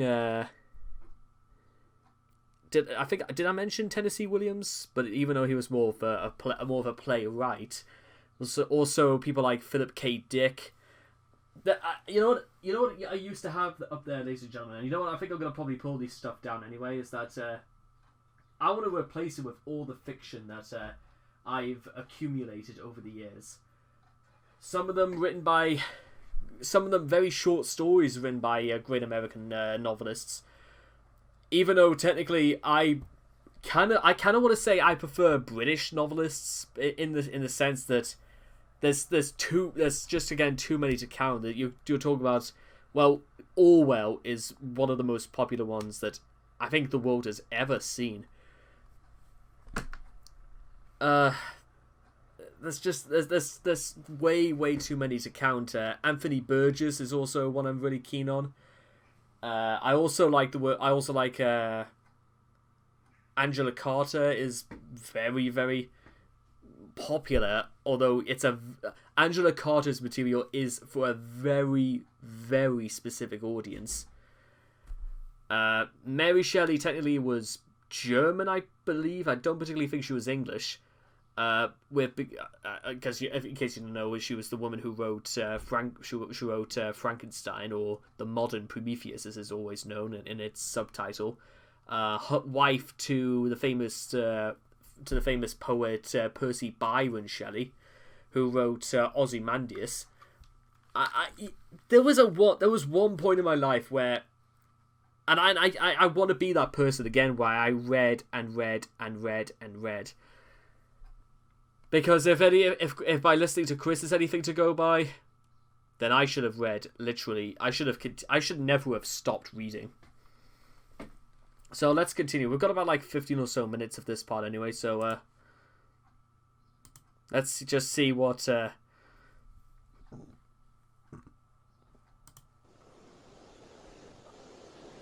I'm sorry. I'm getting my stories mixed up. Yeah, To Kill a Mockingbird. Yeah. Did you even read this book? He didn't. Yes, did he? I did. The dramatic story, the story about that girl who was living with her parents out of the depression, and then there was that guy next door who was nice enough to leave her gifts in the tree trunk. And that was definitely a story of like, yeah.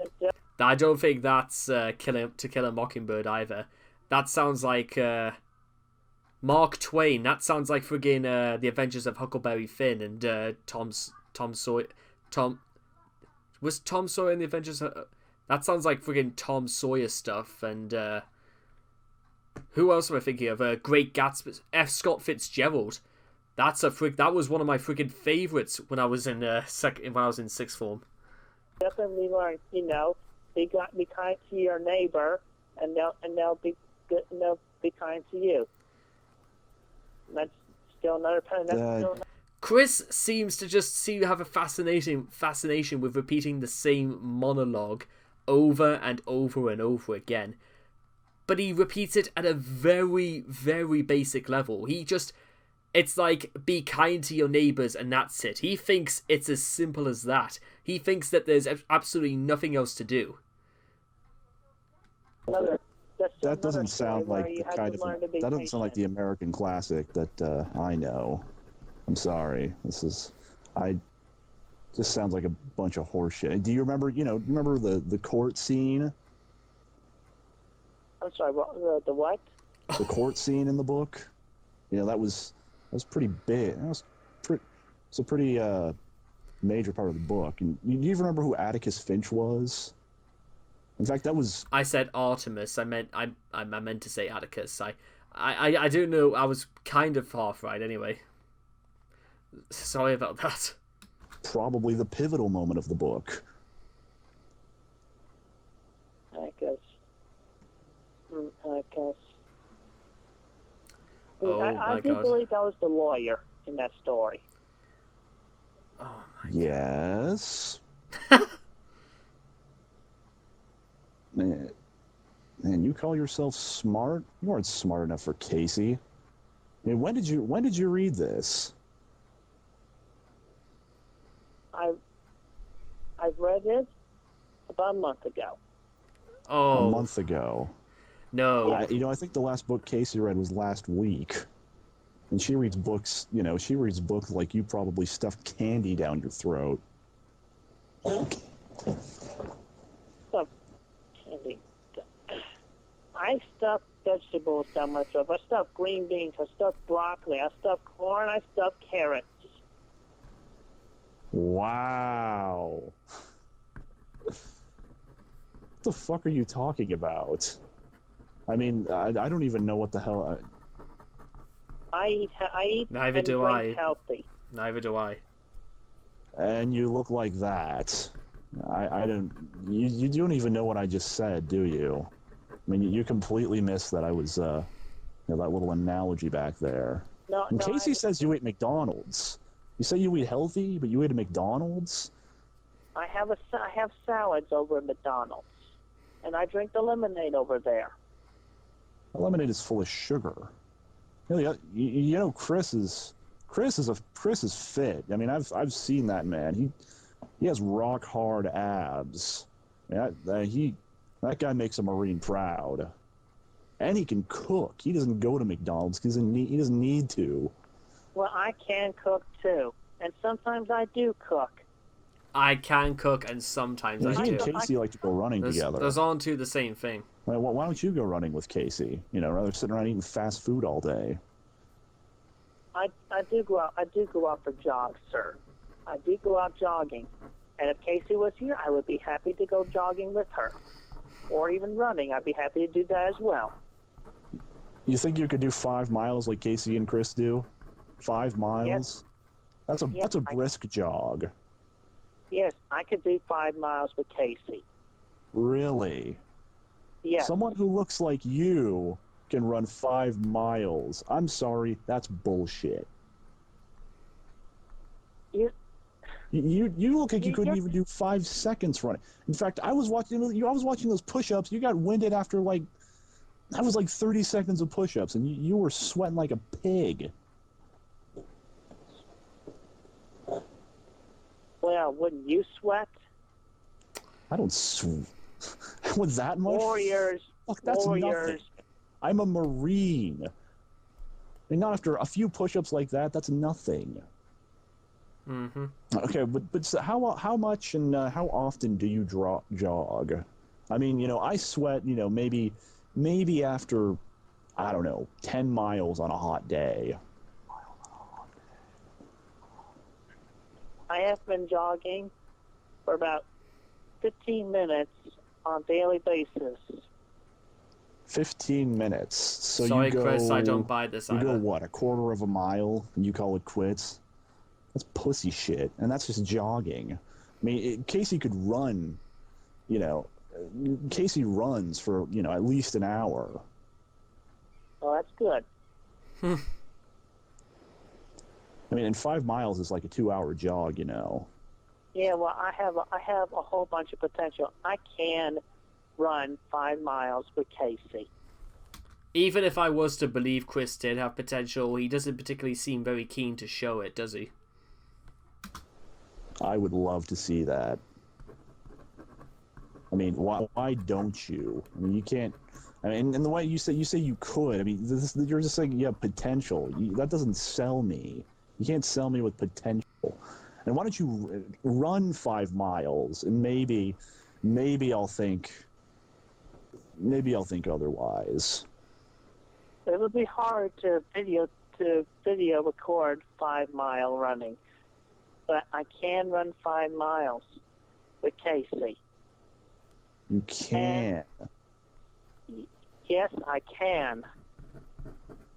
And I will. But why with Kacey, though? Why can't you just do it on your own? I mean, you have a camera, don't you? I mean, it wouldn't be that hard to just hold a camera and run, would it? I mean, that's easily doable. Yeah, well, why can't you figure out how to do that? You said you're good with computers. I don't know shit about computers, and I can do that. I barely even know what a Windows is. You really know what Windows is? Don't start calling him out, Chris. That's not... Don't patronize me. Exactly, yeah. No, I'm just trying to understand what you just said. You say you don't understand Windows? No, what I'm trying to say is I don't know shit about computers, and I could figure out how to do that. I could figure out how to hold a camera and fucking run for 5 miles. I mean, that's how could you not figure out how to do that? Yeah, well, I mean, think about this. Do you think the batteries will be able to last 5 miles? That doesn't make sense Running? either. Shit.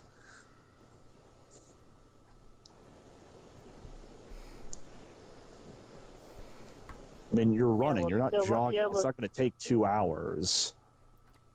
Yeah, well, And besides, I can't- think of it as like a time limit of some sorts. I mean, you got to run fast enough so that you can get all of it in before the batteries run out. I mean, that would take like half an hour at most. Batteries last that long. all right. You want half hour running? I'll be happy to do a half hour of running with my digital camera.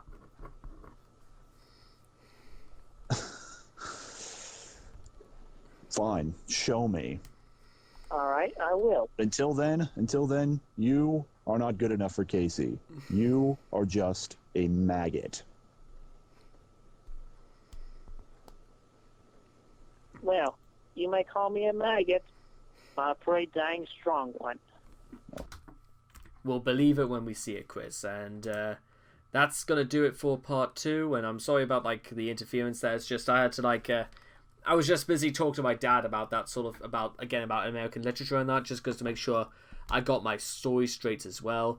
And I just need some time to get over like the absolute mind-numbing stupidity of some of the things that Chris is actually able to come out with. So I'll see all of you guys again in part 3, where Chris is just being Chris. What else do you expect?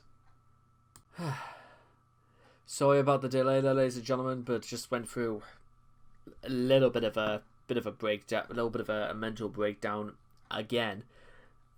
They're gonna have to put me in the institute again for for some of the things I get angry at. Okay, so let's continue the call. I'm gonna go talk to Kacey. I gotta tell her. You do not deserve Kacey. I mean, Kacey lifts more than you. How does that feel? The strong man outdone by a woman. Hello? While it may not feel pleasant, if that was the case, then I could not say I did not try. And while you're at it, you don't try. If you were to try, you would have gotten out of your house. You would have gotten a job. True. You would have. You would be like Chris.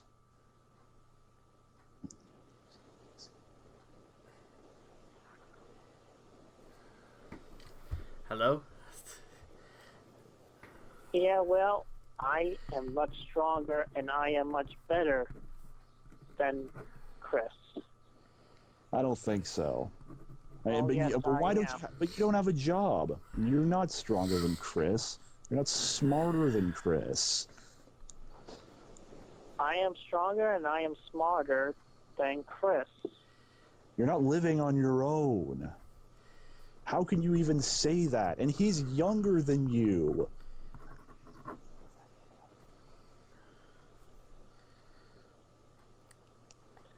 I say that because it's true.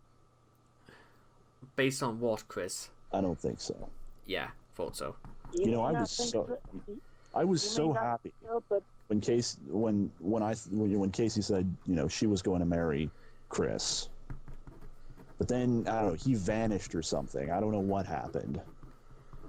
yeah, that would be the point where he made his video on YouTube where he pretended he was being kidnapped, and then that's where he hid away for a few months.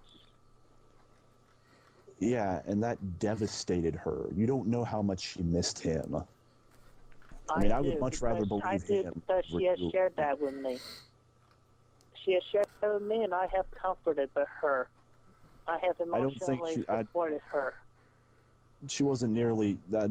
I don't think she was nearly as happy as when the police finally called her about that. I mean, I think you're just trying to get my little Kacey for a booty call. Yeah.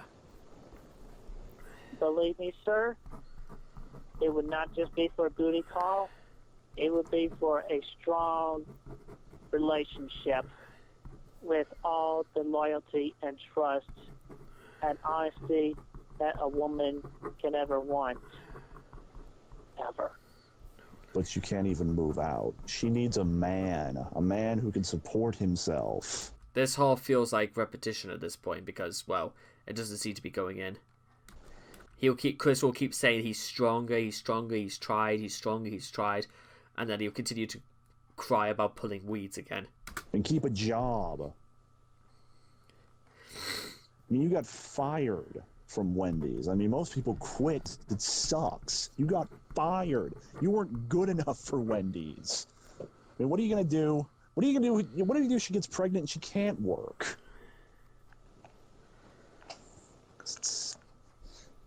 If she gets pregnant and can't work, then I would be working. I would be working very hard and heavily. What kind of job? If I have to, I would be one of the heavyweights that just moves the boxes fuck is he around and talking stock the shelves at a grocery store. That's At minimum the wage stuff, least, though. If not That makes better. minimum wage at best. That's Yeah. not a real job. You know how much minimum but- wage is? I think it's like At the current something like what back in 2009, like $11.52 or something like that. rate is about $8 an hour. That's not good enough. Get a good job. Well, okay, it was a bit generous there. I mean, you can't live off that. I mean, especially after taxes. Yeah. Yeah, well, I mean, if you want to do lifting, you go work in a warehouse or something. Yeah, I did that. And last I checked, minimum wage was $7.25. Oh, it's even less than that. You must have checked, no offense, but you must have checked like 5 years ago. And how would you know? You don't have a job. Because it was over 5 years ago, I was working for that minimum wage, and that was $7.50. He was looking 5 years ago, and then he never did, ever again. The silence is just... That wasn't minimum wage. Yes, it was, and that was back at Wendy's.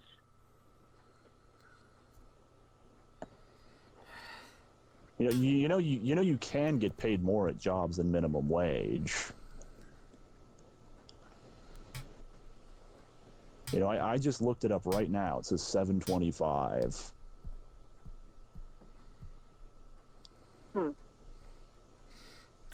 Maybe that's the average minimum wage. Don't lie to me. Look, I am not lying to you. Kacey, come on, Kacey, come over here. Listen to this horse shit. Listen to this horse shit. Oh, what's wrong now, Daddy? What's this he's talking about? Minimum wage is $7.25, right? Yeah, it went up in July. This guy's lying to me. It was around my again. birthday. Why does it? I'm looking right here on this webpage. That's exactly what it says. Yeah, it happened on July 24th. That was like, yeah. Why does this guy keep lying to me? Hey, How do I know well, anything he says is true? I stand corrected. Oh On no! current minimum wage. Well, don't argue Stand with corrected. me. All right. Is he being disrespectful again, Daddy? It's always been. He's been disrespectful this whole time. I have not When been Kacey lying. says it, and when Kacey says it, you believe it now.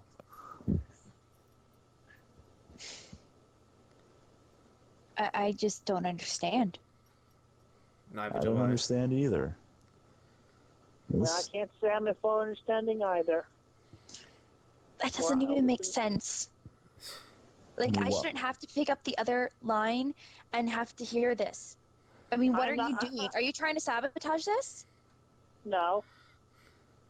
Throughout this whole conversation, I have been telling the honest truth from memory, as far as I know. Okay, but this doesn't make sense. Like, Chris charmed my dad within 5 minutes. Why are you still fighting with him? Why are you lying to my father? I have not been lying to your father. I have been telling him the truth throughout my best and honest knowledge, Oh yeah, so will I, but we'll get to that. from my heart and from my head. What do you Well, want you him to think? That you're dumb or something? No.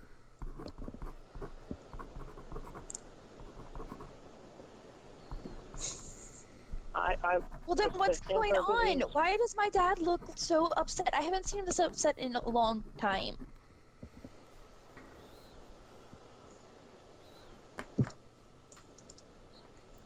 Well, I cannot read his mind, so...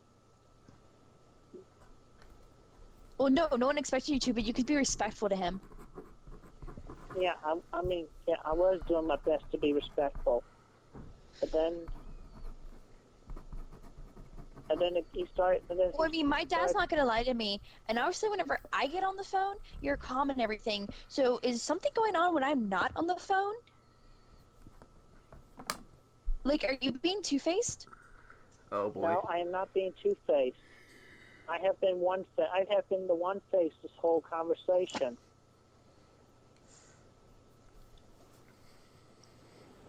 I swear, hand to God. You shouldn't do that. We don't swear to God. And my dad wouldn't lie to me. Oh, boy. One face side of bullshit. Yeah, he's been contradicting me and... Okay, guys, I'm going to go talk nice. I was talking nice, and then he started contradicting me with those words like, yeah, and putting me down, like even call You mean not kissing his ass? Call me pussy, for among other things. He didn't call you a pussy, Chris. And then that just grinded my gears. You know, Kacey is gone. And she's not listening right now. She didn't hear anything you just said. Can I get lost? Stop sighing so much. Well, I'm speechless at the moment. And didn't you just hear hear her say she was getting off?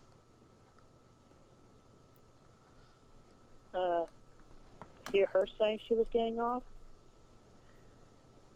Do you pay attention to anything, ever? To the words that I am saying? I did not hear I'm getting off.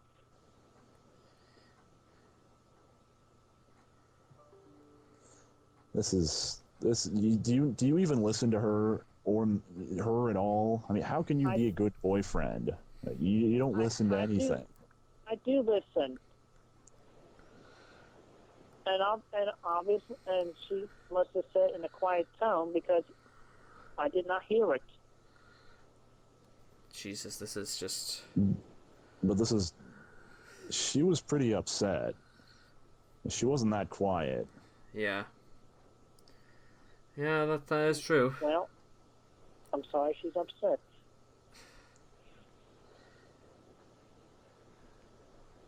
And now what I'm saying right now is that, before you can say you're better than Chris, you need to get a job, you need to move out from your parents, you need to be independent. You need to show me that you're a man, and you also have to have the ability to not lie to me. So I'm getting all tongue-tied because you don't know how just frustrating this is. I mean, I haven't done that in years. Yes, I agree with you. This is frustrating. I mean, and you are lucky her mother isn't here. And I promise you, I have not been lying. Yeah, apart from when you did, Chris. How is this frustrating to you? I mean, you sound like you just have the easiest life in the world. Because you're frustrated, and your frustration is...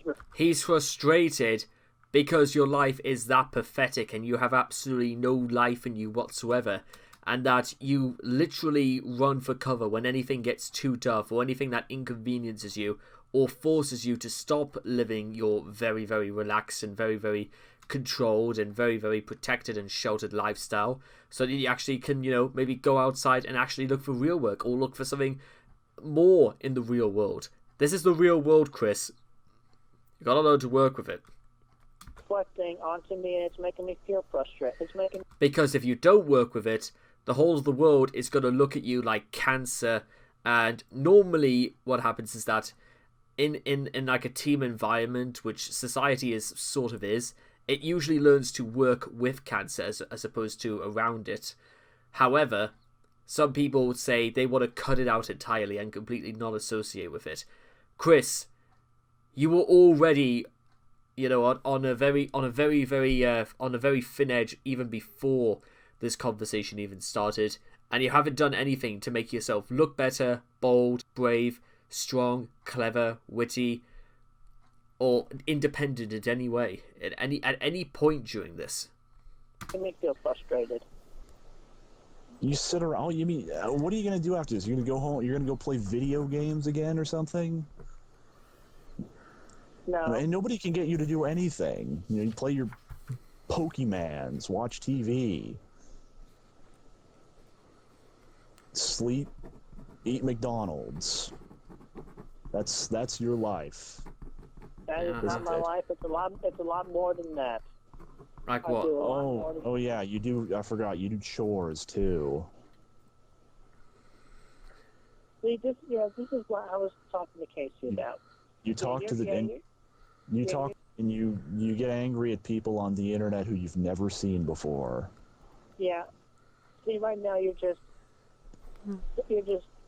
saying some of the things that said aside from the good, from the honest, aside from the good things. Everything I said, I have been very honest about, and you're just taking the bad pieces you're just taking some of that honesty and you're just reflecting it onto me, and you're just making it sound bad, like it's a bad thing. They are bad, and Chris, that makes me feel bad. It is a bad thing. I mean, what good qualities do you have that aren't lies? I mean, you started this whole relationship on a lie. My daughter doesn't deserve that, and now you're blaming me for all this that's going on. Okay, well, you did not. And you just met me. Yeah. Okay, well, I'm talking to you over the phone. That is. I mean, you don't. It just sounds like you don't want to admit any of your faults. You're just. I am happy to admit my faults. Okay. Okay, well, for one, sometimes I don't think things through, and I may end up in the decision I thought was good at first may end up being the bad decision. Sometimes that is true, but sometimes it's like little phrases that could be taken out of context. Sometimes it's little things. Not when you spend time and effort to make somebody look like the Twin Towers, Chris. You would have had to put effort into thinking that was a good idea. But at no point, whenever he did that, did he ever think to himself, gee, you know what, maybe some people will take this kind of the wrong way. That's the kind of shit that's going to get you into an awful lot of trouble, Chris. And something so obvious that Chris cannot see right in front of his own eyes. So yeah, I have been improving on that and thinking things through fully. Everyone does that. Everyone, makes a mistake every now and then. Okay. Yeah, we're all...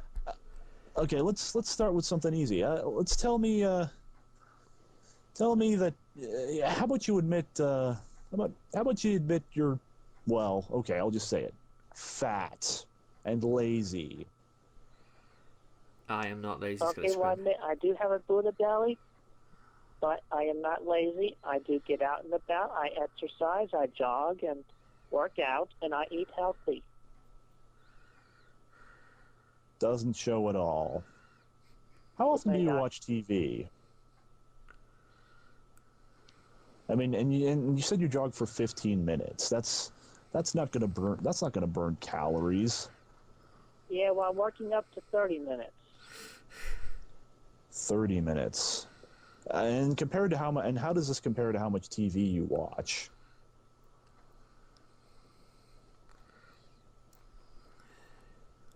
For your information, I watch only about 4 hours of television. 4 hours a 4 hours day? Of television. In a day. A day. Fuck me. I don't think that's true. That just doesn't sound... I mean, you kind of paused right there. Yeah, well, yeah, that's true. It sounded like you actually had to think about it for a second. It's possibly even more. I don't think that's true. Well, when I had to count it up, I did have to think about it. But yes, it is true. I watch 4 hours of television in a day. 4 hours, that's still quite a bit. I mean, hasn't Kacey told you anything about this, how important it is to take care of yourself? Yes, we have talked about that. And I have listened to her about that, and I have been taking the appropriate steps and abiding with her words in my mind and heeding her advice. Really? Because she's still pretty worried about you. She says, she thinks something's gonna happen to you. She thinks it's not looking good. I mean, and didn't she told me you're on Lipitor. I mean, I know about that stuff. I mean, that's something people my age take. I don't take it myself, but I know people who do. They're. Yeah, well, for your information, my doctor took me out to Lipitor a couple of months ago. Really? Yes. I still don't think you still don't sound like you're terribly healthy. I mean, okay, watching TV aside, and you play video games. How long do you do that a day, huh? How much you sit around, your metabolism must not be so hot. How long do I sit around? I would not say that I sit around that much. And play video. How much do you play video games? About 2 hours in a day. 2 hours a day. So that's at least 6 hours a day between watching television and playing video games. At least 6 hours you spend sitting around doing absolutely nothing. A third of a day. Room. That's a quarter of a day. I mean, you don't know how much. I mean, in 6 hours, yeah, okay. You could have worked a part-time job. Yeah, well, the time I do not spend it for television, the time I spend exercising, and that's about half of the day. Oh my God. You do not spend half a day exercising. If you spent half a day exercising, you would have at least lost that little Buddha belly and those man tits of yours. Okay, now I'm feeling insulted with what you just said there. And you just told me 15 minutes, so you're lying again. Yeah. Yeah, well, 15 minutes jogging upon the pacing of the spacing of the jogging. Guys, be honest. Are you buying into this? Have you any of you guys buying into one single word what's coming out of Chris's mouth? Because I don't. I don't freaking buy into any of this. He thinks we're all idiots. He thinks Kacey's father's an idiot. He thinks we're idiots for believing this as well.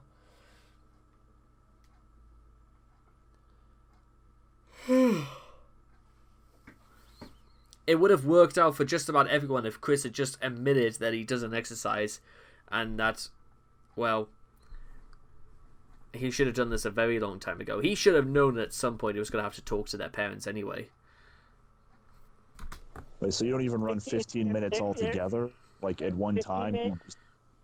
They're 15-minute intervals. Like I do 15 minutes in 1 hour, then the next hour I do another 15 minutes of jogging. But that doesn't help you at all. I mean, all that.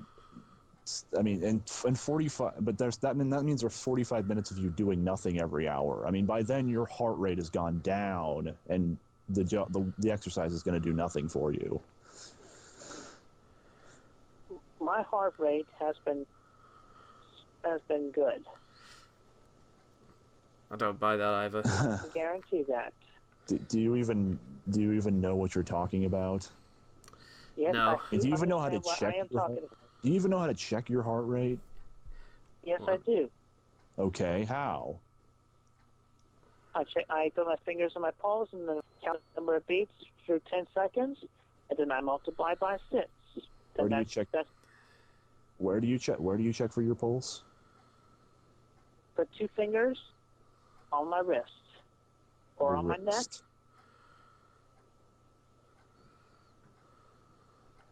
Or put it on my chest. Okay. Put it on my chest where my heart is. Okay, so what's a good heart rate for you?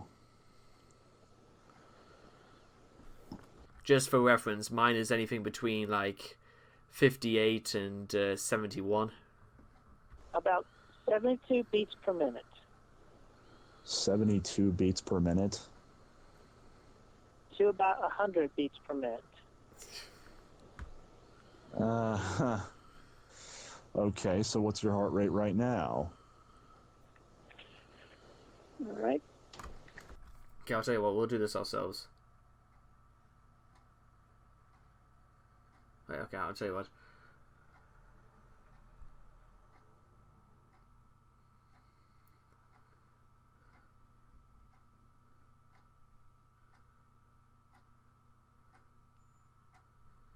Alright, 14...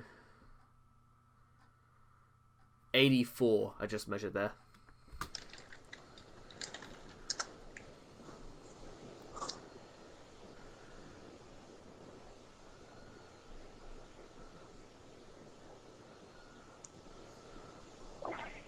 All right. Pretty much blend that in.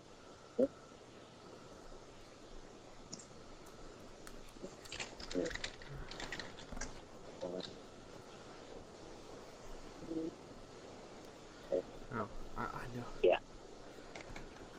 No, That's approximately 84 right now. 84 from just sitting around? Whoa. Hold on. I've been listening. Chris, that's a serious medical condition. What are you talking about? Normally, your heart doesn't beat that fast unless you've done exercise.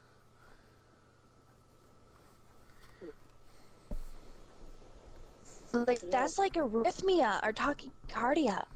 What are you doing? Yeah, well, right. Yeah, masturbating, that's what I he's think probably a little doing. bit of stress from the conversation. Stress doesn't do that. That's like a serious medical condition. And I heard you talk to my dad. You don't listen to anything I say when I worry about you. You still go to McDonald's, and I told you those salads aren't healthy. Yeah. I bet you haven't even lost 1 pound. They like Christmas. I mean, don't you care that I think you're gonna die? That you're probably gonna lose motion in your body because you don't exercise enough? This is important to me. Yeah, it is. Like, what are you gonna do if you're gonna die before 30? Hmm.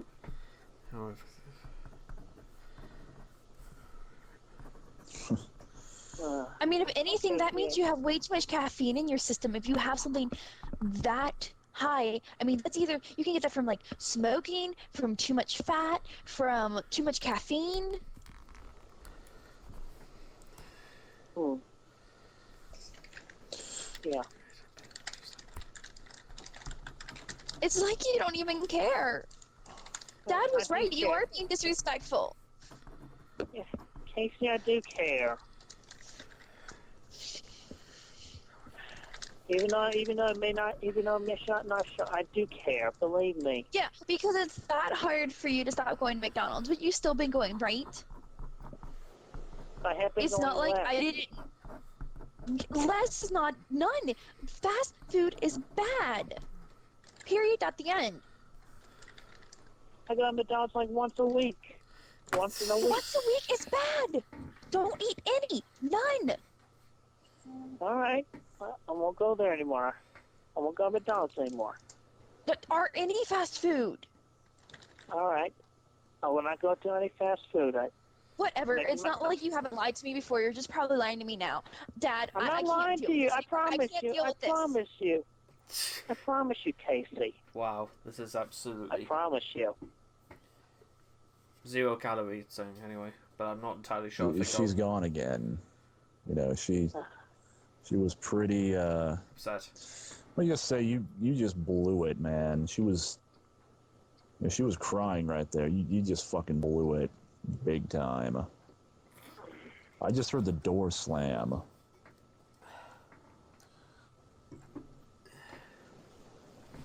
Yeah, I wouldn't be surprised if she goes and calls Chris.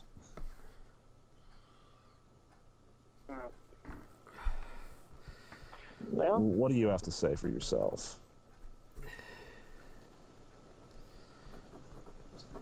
I'm sorry.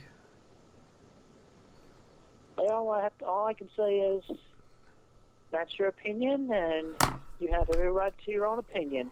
Fuck me sideways, Chris. It's not my Just say opinion. sorry. It just happened. What the hell are you talking about? I'm talking about facts. Yeah, you're talking about, yes, you are talking about facts, but you have expressed a whole bunch of your own opinions about what you've heard from me the whole conversation. And that's all you have to say about the fact that you just upset my daughter? What do you... That's my response about you, but as for Kacey, yeah, I don't very sad care about for what her. you have to say about me. This is about... you should care about Kacey, not me. I mean, you have to do something big. I care about Kacey. I really, truly do.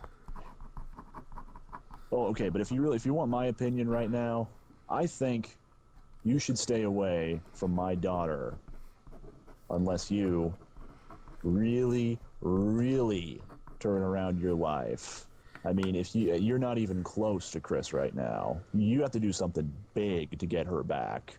And you have to get a job at the very least. Lose, I don't know, 50 pounds, move out, then I might consider you maybe. Okay. And you have to keep your promises, because she says you never do. I do keep my promises. And I think she should be with her real fiance right now.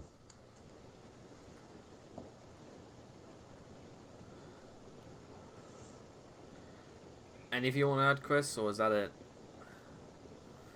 Let me just also check something quickly. I mean, he treats her like a princess. You treat her like... garbage. a set of tits and ass. No, I treat her like a princess as well.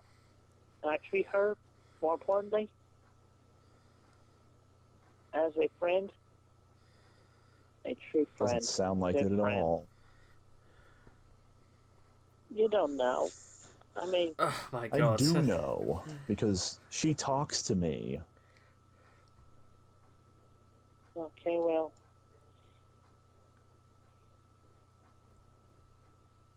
points of view. I can't even stand your voice. You know what? I'm with Casey's father, So neither can whiny. All this sighing. It's like a baby. You'll never be as good as Chris at this rate. I am a lot better than Chris, believe me. Believe. You're not even a functioning human. You're leeching me. off my government. I met Chris in real life, and he's an upstanding young man. How are you better than this? I am an American. I am proud to be an American, and I am strong. I am an individual. Don't tell me you're an American. I was born in America. I was raised in America my whole life. I never left the United States of America. You're not. You can't tell me you're patriotic. I mean, that you made. If you were a patriotic, you wouldn't even thought about making that video, that 9/11 video. I mean, that's. I still can't believe why you made that. I mean, it doesn't matter. I mean, you don't do that. I mean, you're acting more. I mean, you're not acting like a patriot. You're acting more like a terrorist. Well, I'm sorry I gave off that impression. But at least I was man enough to admit that I was wrong, and I did my best to undo the mistake by deleting that video and making the apology. It still existed, Chris. People... You know, Chris and Kacey are Americans, too. I mean, and sorry doesn't undo the fact that you made that video. May not, but at least I admit I was wrong. Oh, that makes it all better, And does it? it takes a man to admit when he is wrong. Oh my god, shut up, Chris. Just keep quiet at this And you point. still made it.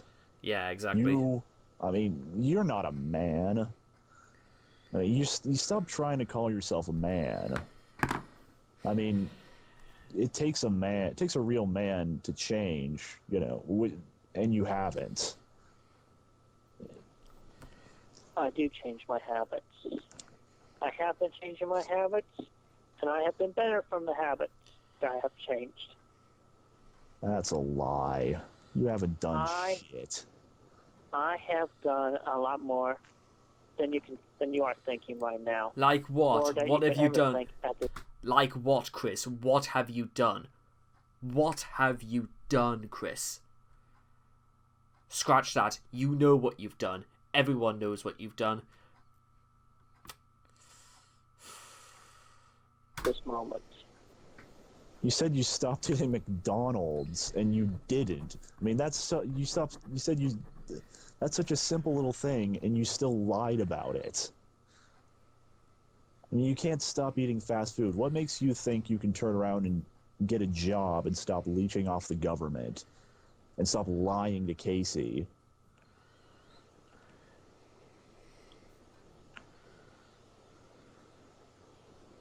Because I am me, I have faith in me, and I am strong within myself. I bet you don't even love Kacey.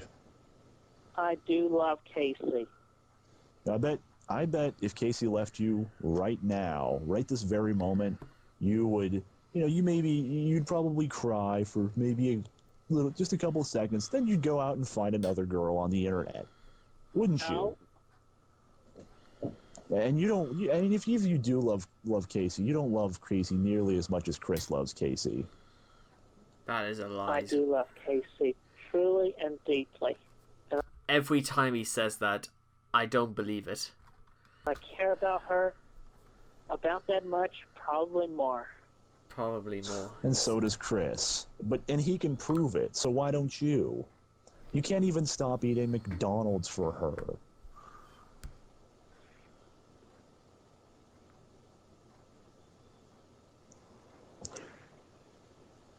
I can so prove it, and I will.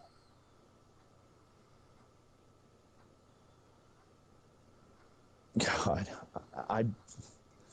he knows her favorite color and her favorite flower, and I'm sure you don't. Her favorite color is turquoise.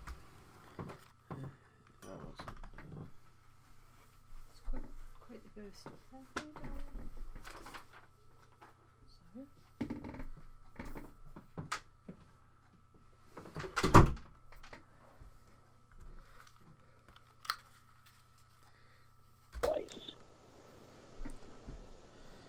Turquoise. That's wrong. Okay, favorite flower. It's a blue-green shade. It's not even close. I cannot say I remember her favorite flower at the moment. Uh-huh. Really? Then maybe because she did not mention her favorite flower yet. But she did tell me her favorite color. It was a blue-green shade. So turquoise is close. Can you remember anything? Okay. I bet you don't even remember some of the stuff I just said today. You probably don't even remember who in my family, died in 9/11, do you? I just said that, what? You said that your daughter was giving blood in New York, right by that 9/11 site. Okay, but who died? Who of my family died in 9/11? The grandma. Whose grandma? Kacey's grandmother? My grandma? Her grandmother. Who is? Kacey. You did not mention her name. No. No. Okay. Her grandmother, who is my... Your mother. I'm done. I'm done with this. How long did that just take you? Good boy. I mean... And this isn't even my shirt.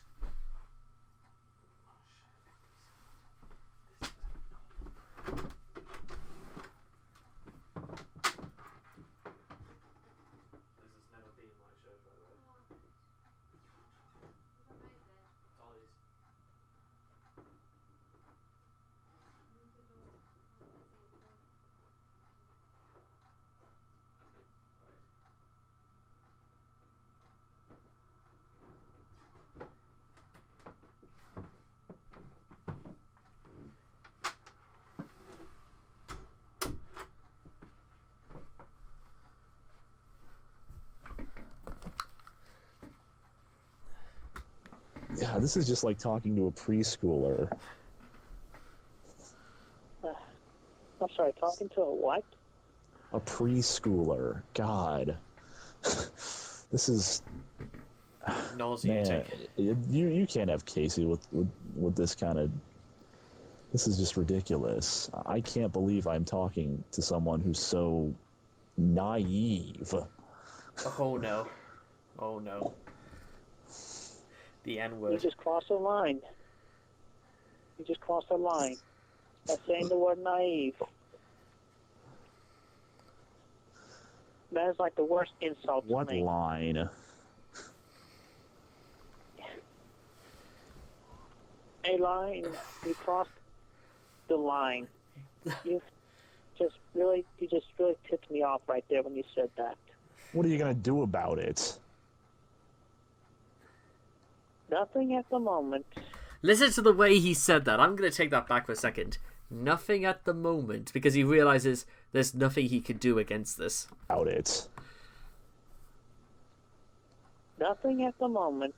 Nothing at the moment. Because I can't really do anything. I'm not right there in front of you now, am I? I'm talking to you over the phone. The only thing I can do right now is let you know that you just crossed the line by saying that word. Wait a minute. Are you trying to threaten me? You trying to No, I am threaten an not. ex-Marine? No, I am not threatening you. I am not threatening you. I am in no position to threaten an ex-Marine. And I understand that, and I respect you as such. Okay, so what are you saying? Because I could whoop your naive little ass with my pinky if I wanted to. If I wanted. And Kacey could whoop your ass. I'm surprised she hasn't already. well, I would be able to defend myself. So you would hit Kacey? No, I would not hit Kacey. Have you ever defended yourself? I have defended myself. That must have been something to see. No, I'm sure that was something to see. Have you... I mean, I'm sure I can see, what would just happen, and she'd probably try to throw a punch and just bounce her off with your Buddha belly, or so you call it. I would either step to one side or block it with an arm. that little limp-wristed twig of yours.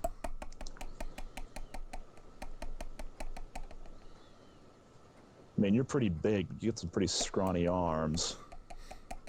And you're a pretty big target. I mean, she'd be pretty hard to miss you. I mean, I've seen her punch it. You could say he has a very large hitbox for a man of his age.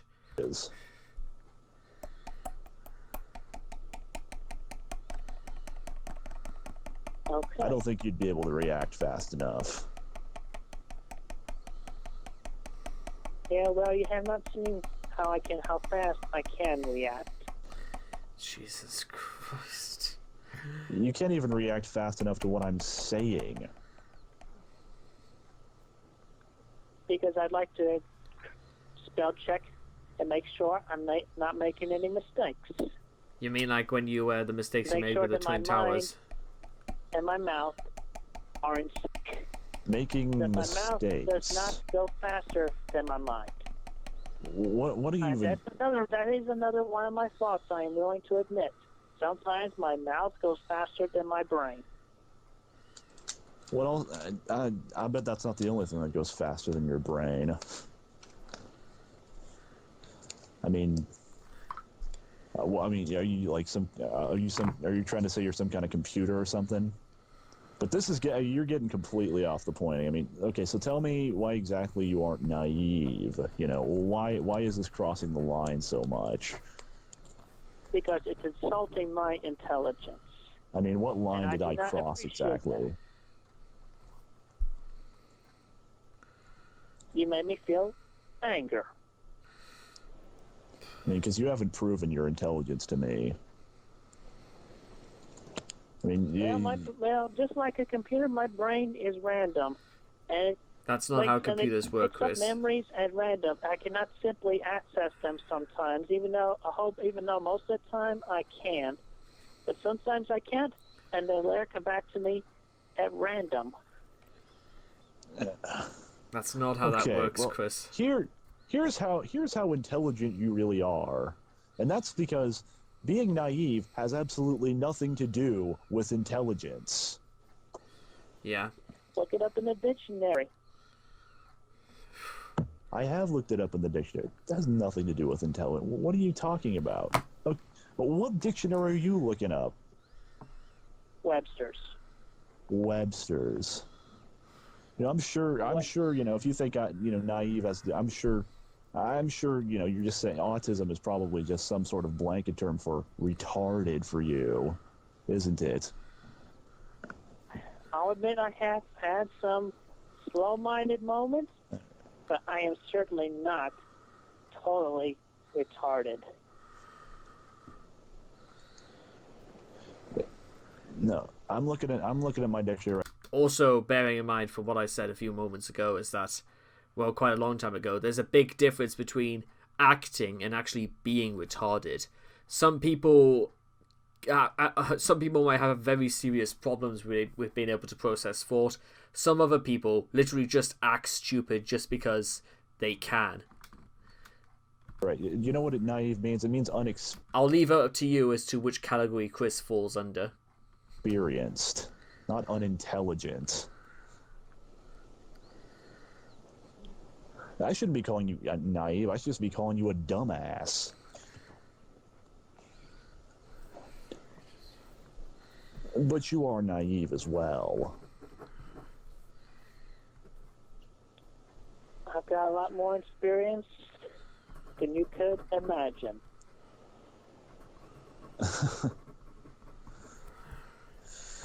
I've had 27 years of experience. Experience With to what? what? Exactly. Eating McDonald's and watching TV. Son, Chris is younger than you, and he has had far more experiences than you have.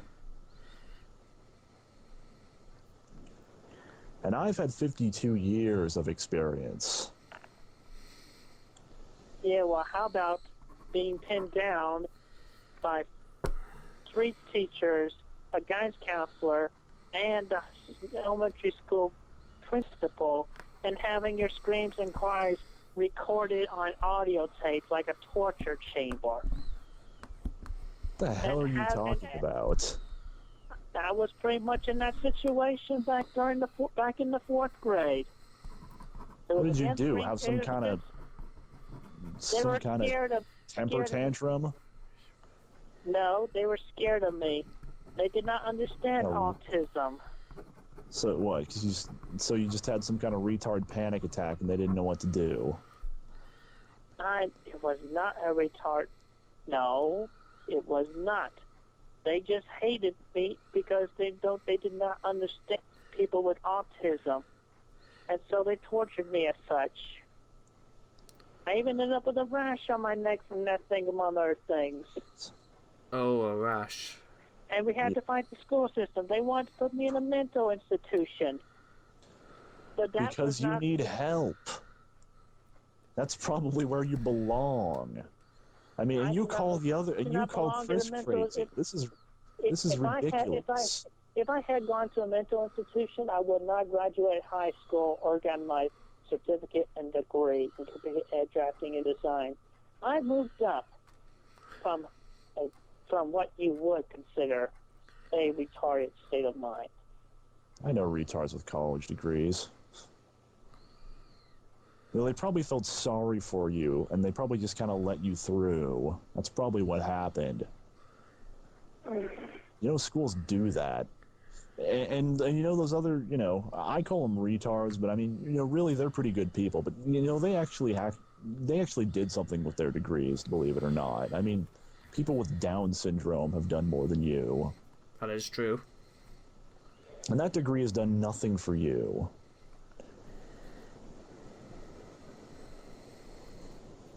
It has done a lot. It has done a lot for me. It's given me the whole bunch of computer experience and potential that I have. And I will get an office job. And I will move out of this house. And I will run 5 miles. But you haven't done any of that. I mean, if you're gonna say it, then do it. I would not be saying it if I was not going to do it. That is a promise. You better do it, before Kacey runs back to a real man. Okay, then. So I'm thinking that's gonna happen pretty soon here. I mean, 27 years and you haven't changed.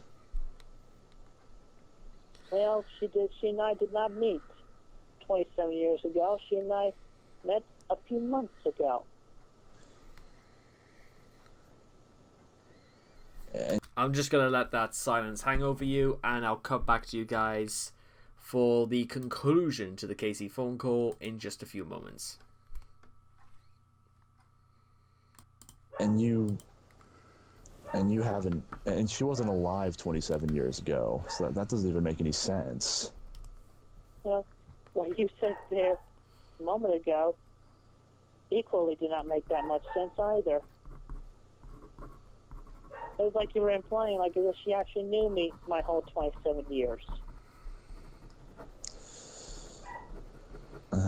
This is just this is insulting to my intelligence talking to you. I mean, you've shown me nothing but disrespect. I mean, I'm sure you show Kacey hardly any more respect than you show me. I mean, I've been trying to open your eyes here. I have shown you respect for a while during the conversation. Now, if this is the kind of respect you show me, I would hate to see what kind of respect you show Kacey. I show Kacey a lot of respect. I mean, you probably don't even respect her as a person. I mean, you know her. I do respect her as a person. You know, her sister said you kept trying to touch her when you met her. Because I was nervous at the time. Yeah, well, if You you're were nervous. nervous? The hell kind of response is that? Exactly. You're nervous, so you try to touch you try to touch a girl? What the hell? That's Not normal. That's just sick. I mean, that's my daughter. You're trying to touch a girl. You're trying to touch my daughter because you're nervous. I mean, most people try to avoid touching people when they're nervous. God, I can't believe I just heard that. I should come and kick your ass right now. I only touched her shoulder, and I thought it was a friend gesture. Her shoulder? That's... that did... I heard otherwise. I'm sorry. Well, I'm sorry, too. Did you try to kiss her? No. Bullshit. I mean, she told her sister about what you did. I mean, I know. Are you telling me that Kacey lied? I'm not saying that. I am not saying that. Are you trying to tell me that, I heard, I mean, I heard you did all kinds of other weird shit. You tried to sniff her or something? She was sharing her perfumes with me. I don't think so. She wanted my opinion on which perfumes smell better. She gave it to you. She said she gave it to you in the bottle first. She could have just, opened the bottle and sniffed it. You didn't have to sniff her to do it. I mean, that's a little creepy. She had wanted the perfume she wanted me to give an honest opinion about on her. You did it in front of her and her friend. I mean, have you ever done this before? Is this something you do when you meet girls? Probably I'm sorry, not. could you repeat that? Have you ever done this before to another girl? Yeah, what we've been talking about the sniffing thing? I just want to make sure I understand what we're talking about here. Chris, you just Yes, anything, any of this creepy shit, this touching, this kissing that I've been told you try to do. Well, first off, I can definitely honestly say I have not kissed a girl yet, Tried. or even tried to. Really? Truly. Yeah, I don't believe. I mean, I don't believe a word of that.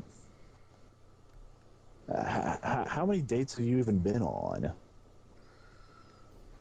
In my lifetime, only one. Only one. And this was a few months ago,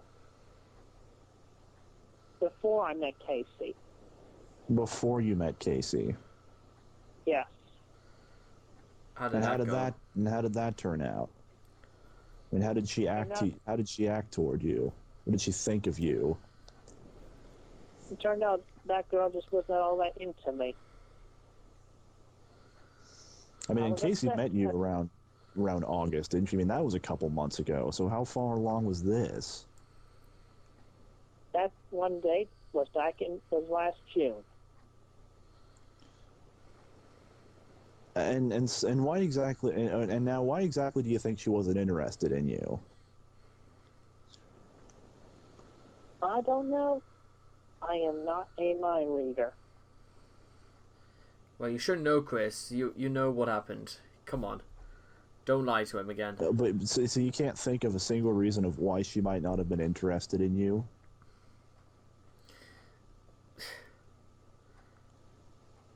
Come Yeah. on. Okay. I can honestly say that I cannot. I mean, you can't think of maybe. I could think of a couple reasons right off the bat why a girl would not have been into you. I mean, I didn't even need to think about it.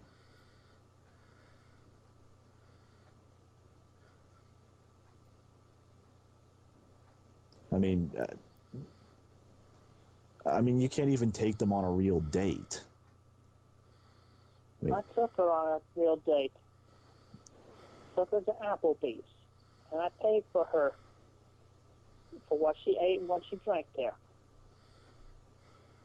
You paid for her. Yeah. How much? And how much was that? That was about $10. $10. Guys, just so we're on the same page, yeah, like the last date I ever went on was like back. It must have been just about just over 2 years ago now. I took this girl out to lunch. I paid like about £35 for the meal in question.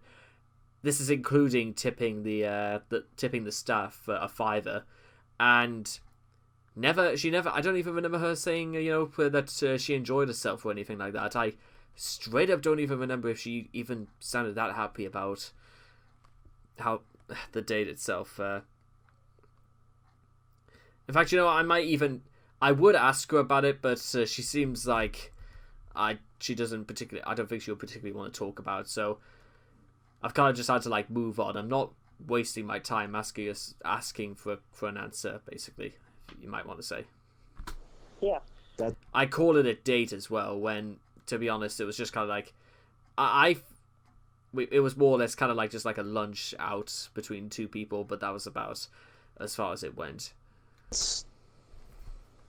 $10 for dinner? Are you sure you just didn't go to McDonald's? I had a risotto and she had a large goat's cheese salad. I think she had lemonade with gin in it. I think I had like apple and cherry flavored cider. Again? No, this was Applebee's. And Kim was there. She could tell you the same. She could tell you the same thing. So where would you take Kacey? You know, she's a pretty high class girl. I mean, I'm sure you probably didn't even tip. I'm sorry, I did not understand the second half of that sentence. After you said Kacey is a high class girl. You probably didn't. I said you probably didn't even tip. And so where exactly are you going to take Kacey? Oh yes, I did tip. Do you even know how much you're supposed to tip? About 15 or 20%. So how much did you tip then? If you paid $10, I tipped $1.50. Really? Yes. That's still pretty cheap. Yeah, Kacey probably wouldn't like that if you tipped her that much. I mean, she's a waitress, right? Tips are pretty important to waitresses. Yep, I understand that. Tips are important. But still, 15% of 10 is $1.50. Well done, Chris. That's true. Okay, so how much would you get? How much would you tip if you paid, say, $80 for dinner, which is very possible if you go to the kind of places Kacey likes to go? Come on, Chris. Let's see. That would be about $12. So you would just pay $12. You wouldn't go up to you wouldn't even just toss them a 20 or something. Can you even do math? Well, I cannot say that my family is of the high class, hoity-toity. Just give him $15. There, you know what? $3 for like 5 waiters and waitresses and that. Just come on, Chris. Just say I'll make it. I'll sweeten. I'll just say like 15 or something like that. Just Rich type of people. We are on average income. You could at least they're not rich either. I mean, they still left at 20. Well, good for them. You're not even on an income. that is true as well. I mean, income would be like, you actually have a job. God, man, Chris treats her so much better than you. Shows her so much more respect. Yeah, well, I gave you respect throughout the beginning of the conversation. You've given me nothing. And then I started to feel insulted from being talked down about the honest details I talked about, and that she told you like about the McDonald's and the video games and that sort of thing, when I am so much better than that. Are you though, Chris? And I have not seen any of this because it probably doesn't exist. It does exist. I mean, telling the truth it's not made of Pokemans and all that. It is not. I mean, and how are you better than all this? I mean, you're doing exactly, you're just doing just that. You're just talking about stupid fucking Pokemans and shit. I mean, that's all I'm still all I'm really getting about you is you do nothing but what exactly you have said. Okay, I mean, well, you need to be better, not say you could be better. Actually, do better. At least I am honest when I say I could be better. At least I don't go about lying, pretending that I am an astronaut. You're not. That's right. You're not being honest. No, I have been honest. Otherwise, I would have said that I was an astronaut, but that would be lying. And I have not been lying this conversation. Would have been a pretty bad lie, too. You've been exaggerating. I know, but that's what we call that's it. just an example off the top of my head at the moment. You don't even have the eyes to be an astronaut. I mean, come on. You have the weight. You especially don't have the weight.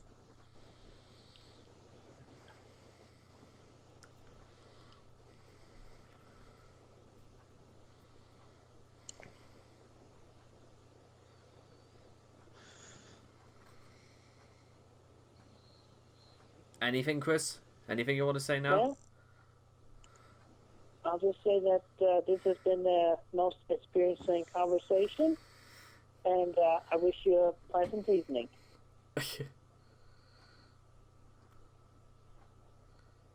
Take care, Mr. Devoria, and stay safe. And please give my most fondest regards to Kacey as well. I love her, and I care about her very much. Don't you hang up on me. When did I say that this conversation was over?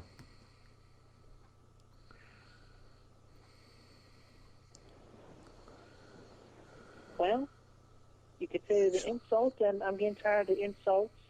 I feel like I need to go I feel like I need to go take a shower and get ready to sleep. I mean, we are in the same time zone. It's 10 after 2 right now. Yeah, actually, that's fine. You know, you can go whine and you can weasel your way out of this. You don't even deserve my daughter. I mean, what are you gonna do after this? What are you gonna do tomorrow? You're gonna get up, sleep. You're gonna get up and play video games again. That's. I would not be that way. I'm going to get up, and I'm going to be finding a job in the office. And I am going to be jogging for 15 to 30 minutes. I don't Okay, believe so in. what? You know what Kacey's gonna do? She's gonna go to school and she's gonna call Chris back. That's what she's gonna do. Well, that's what you think she's going to do. You do not control her. Because you know why she's gonna do that? It's because he's the one she wants. You know that song that she made for Chris? She made it for her. She made it for him, not you. And you know that song. That whole new world from that Disney movie. Yeah, she made that for him. No, she told me she made that for me. Oh no, she didn't. Oh yes, she did. I think I know my daughter a little better than you do. Well, he even sang it for her. I mean, what really made you think it was for you? Because she told me so herself. And she told me that she made it for him. Unless you're saying she's lying. I am not saying she's lying. Because I saw that video. You didn't even know the lyrics of that song. You had to look it up. You could I could see the paper in your hand. And you had to sing over the words. You didn't even get the karaoke version or something. How could you possibly have known the lyrics? I have watched the Aladdin movie a whole number of times. I would say greater than 10 times in my lifetime at this point. And you know how I know that was made for him and not you? Because that song was their song. They know it by heart. And that has always been their song.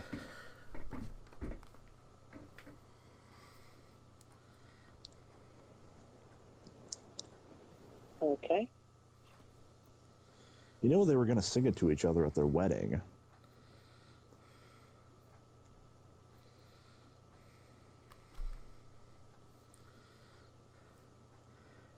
Hello? Let's see.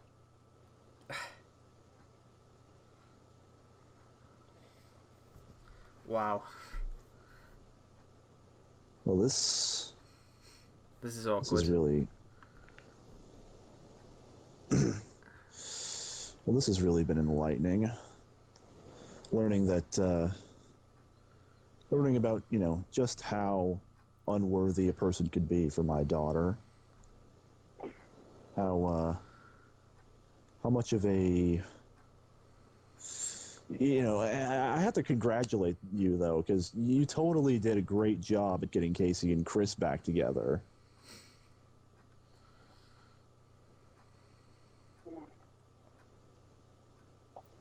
Seriously, Chris, how could you?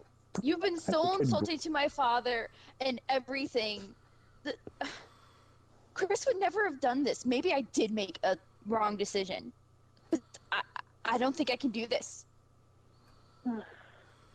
Maybe I was thinking of him all along. Maybe I just displaced things. I can't believe you would do this. I was crying, and all you did was argue with my father. You didn't even care to get him to check on me or see if you could talk to me. Chris would never have done that. Chris would have demanded to talk to me right away, and he would have calmed me down.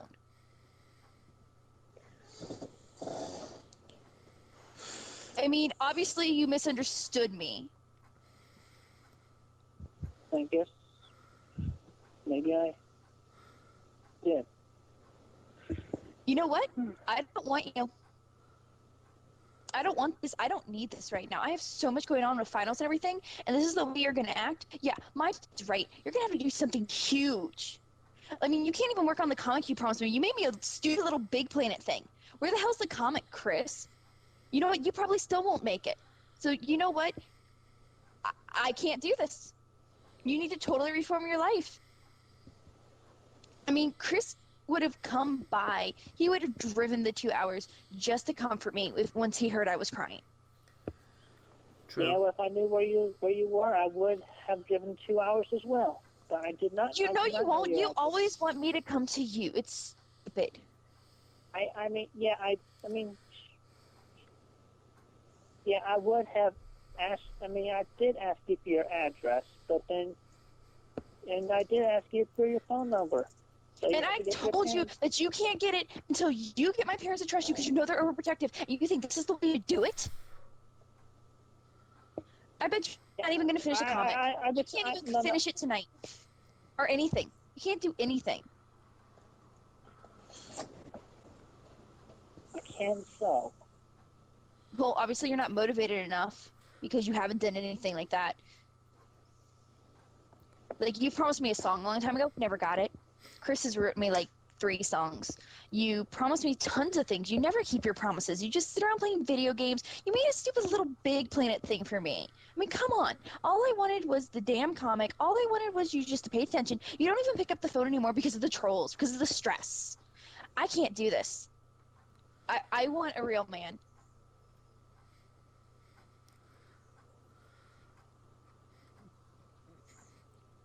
Anything you want to say, Chris? You see, you can't even say anything. Dad, I think you're totally right.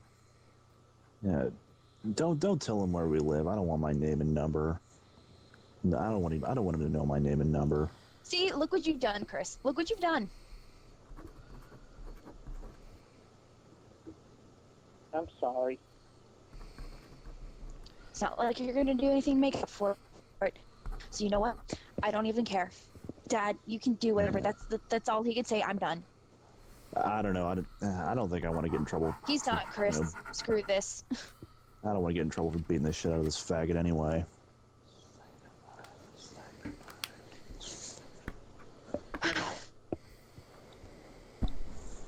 I'm gonna go. This is too much for me. You can finish this off, Dad.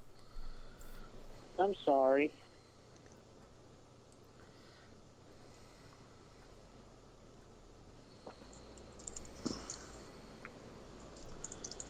Have a safe, good evening.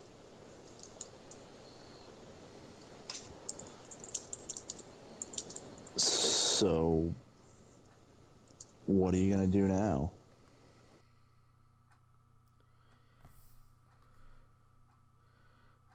Think we're done. And we're done. Okay there, ladies and gentlemen. That was the entirety of the Kacey father call. Now, I could spend the rest of whatever time we got left, like, what is it, like about 40 or so minutes explaining some of the key details and that, but to be honest, a lot of the things really speak for themselves. That Kacey wanted a real man, But Chris just, even the way in the ending where he said, "I'm sorry," it's just like a little boy just asking to be forgiven, when in reality he has absolutely no idea what he's done.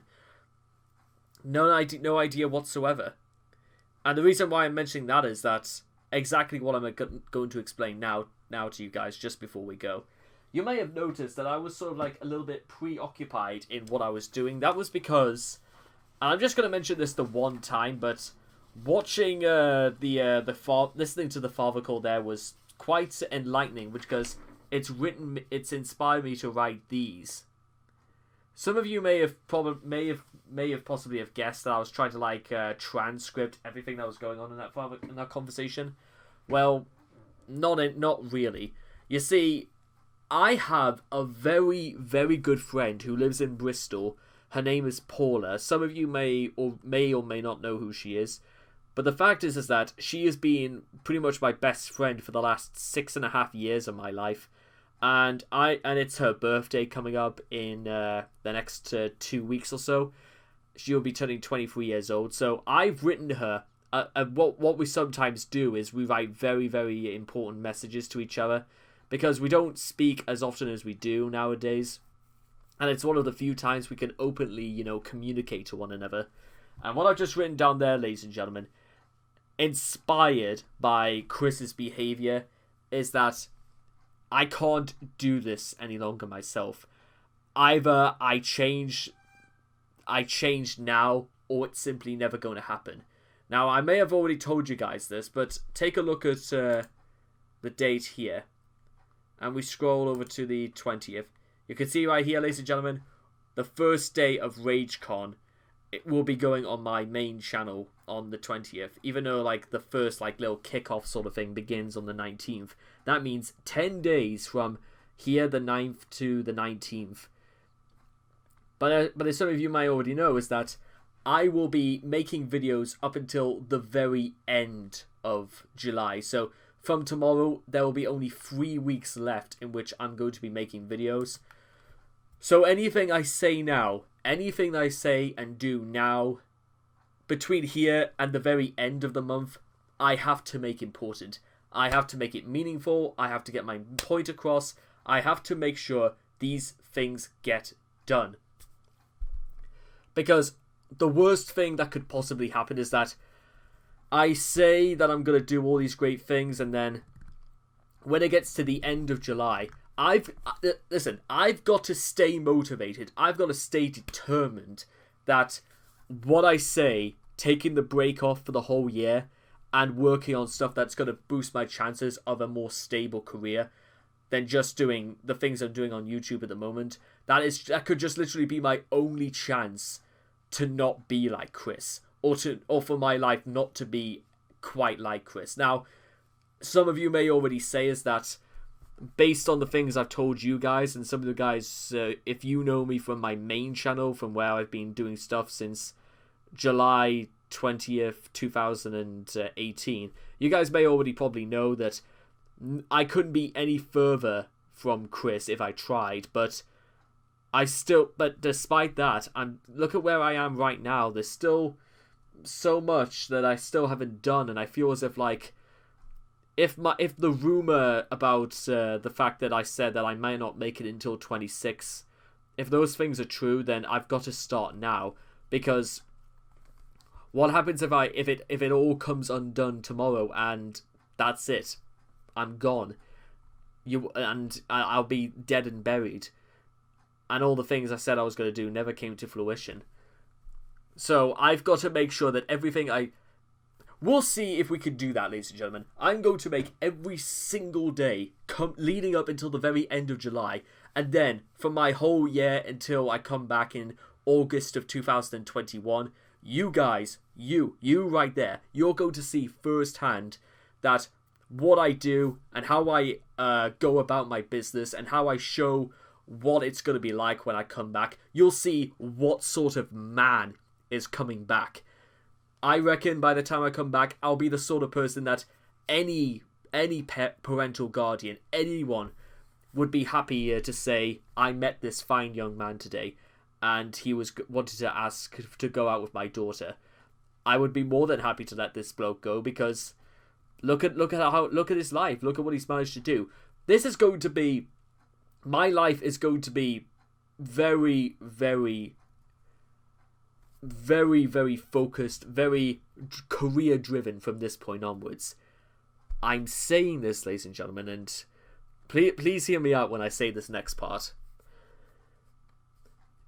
My life would be successful, but it would be extremely boring if I simply succeeded in a secondary school and succeeded in a university and then succeeded and became the greatest of all time. If I just went from A, B, C, and because realistically that's not really the sort of person I am, because I can't lie to you guys and say that I don't have personal problems that, you know, do hinder me in some ways, but I'm not using those as excuses. It's just there are some things I feel like I cannot control, or some things I can control. It's just when like the penny drops and I'm in a scenario where I don't particularly feel as if like it makes sense, so I feel like I'm being belted back.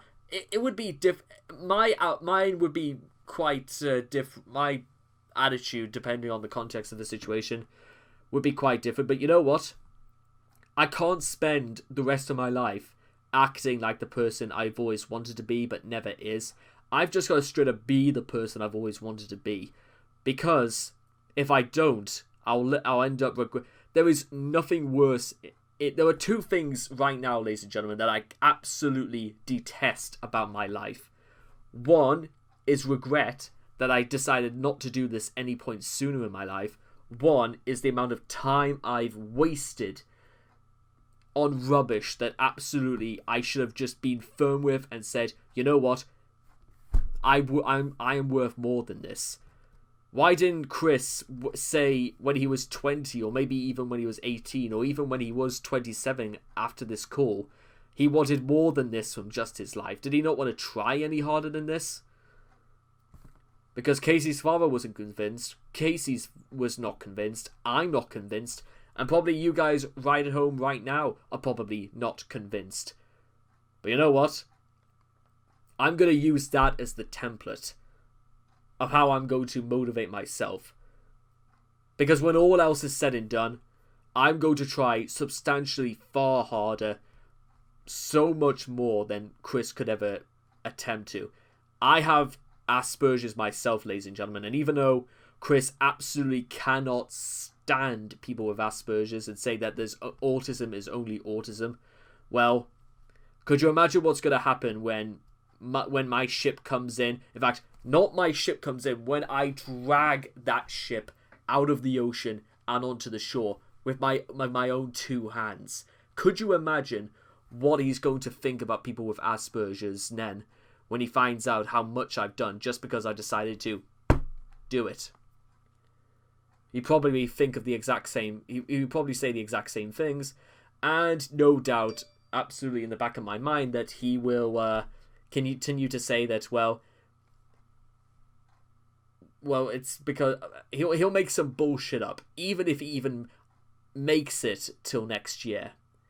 With probably the amount of rocks he's got round his neck anyway, maybe when he has a shower, he'll just drag down into the bottom of the bath and he'll probably drown or something like that, because he's been anchored by the weights on his neck, more or less. It's kind of like more or less a millstone now that are those crystals round his neck. So, ladies and gentlemen, you've heard it first there. You've heard this promise, and it won't be long, ladies and gentlemen. Once July is behind us, and I'm out into the real world, working to put my legacy together, and I'll dream of the day when I crawl out of this cesspit and back into the world of man. And when I'm free, ladies and gentlemen, I'm going to be the greatest of all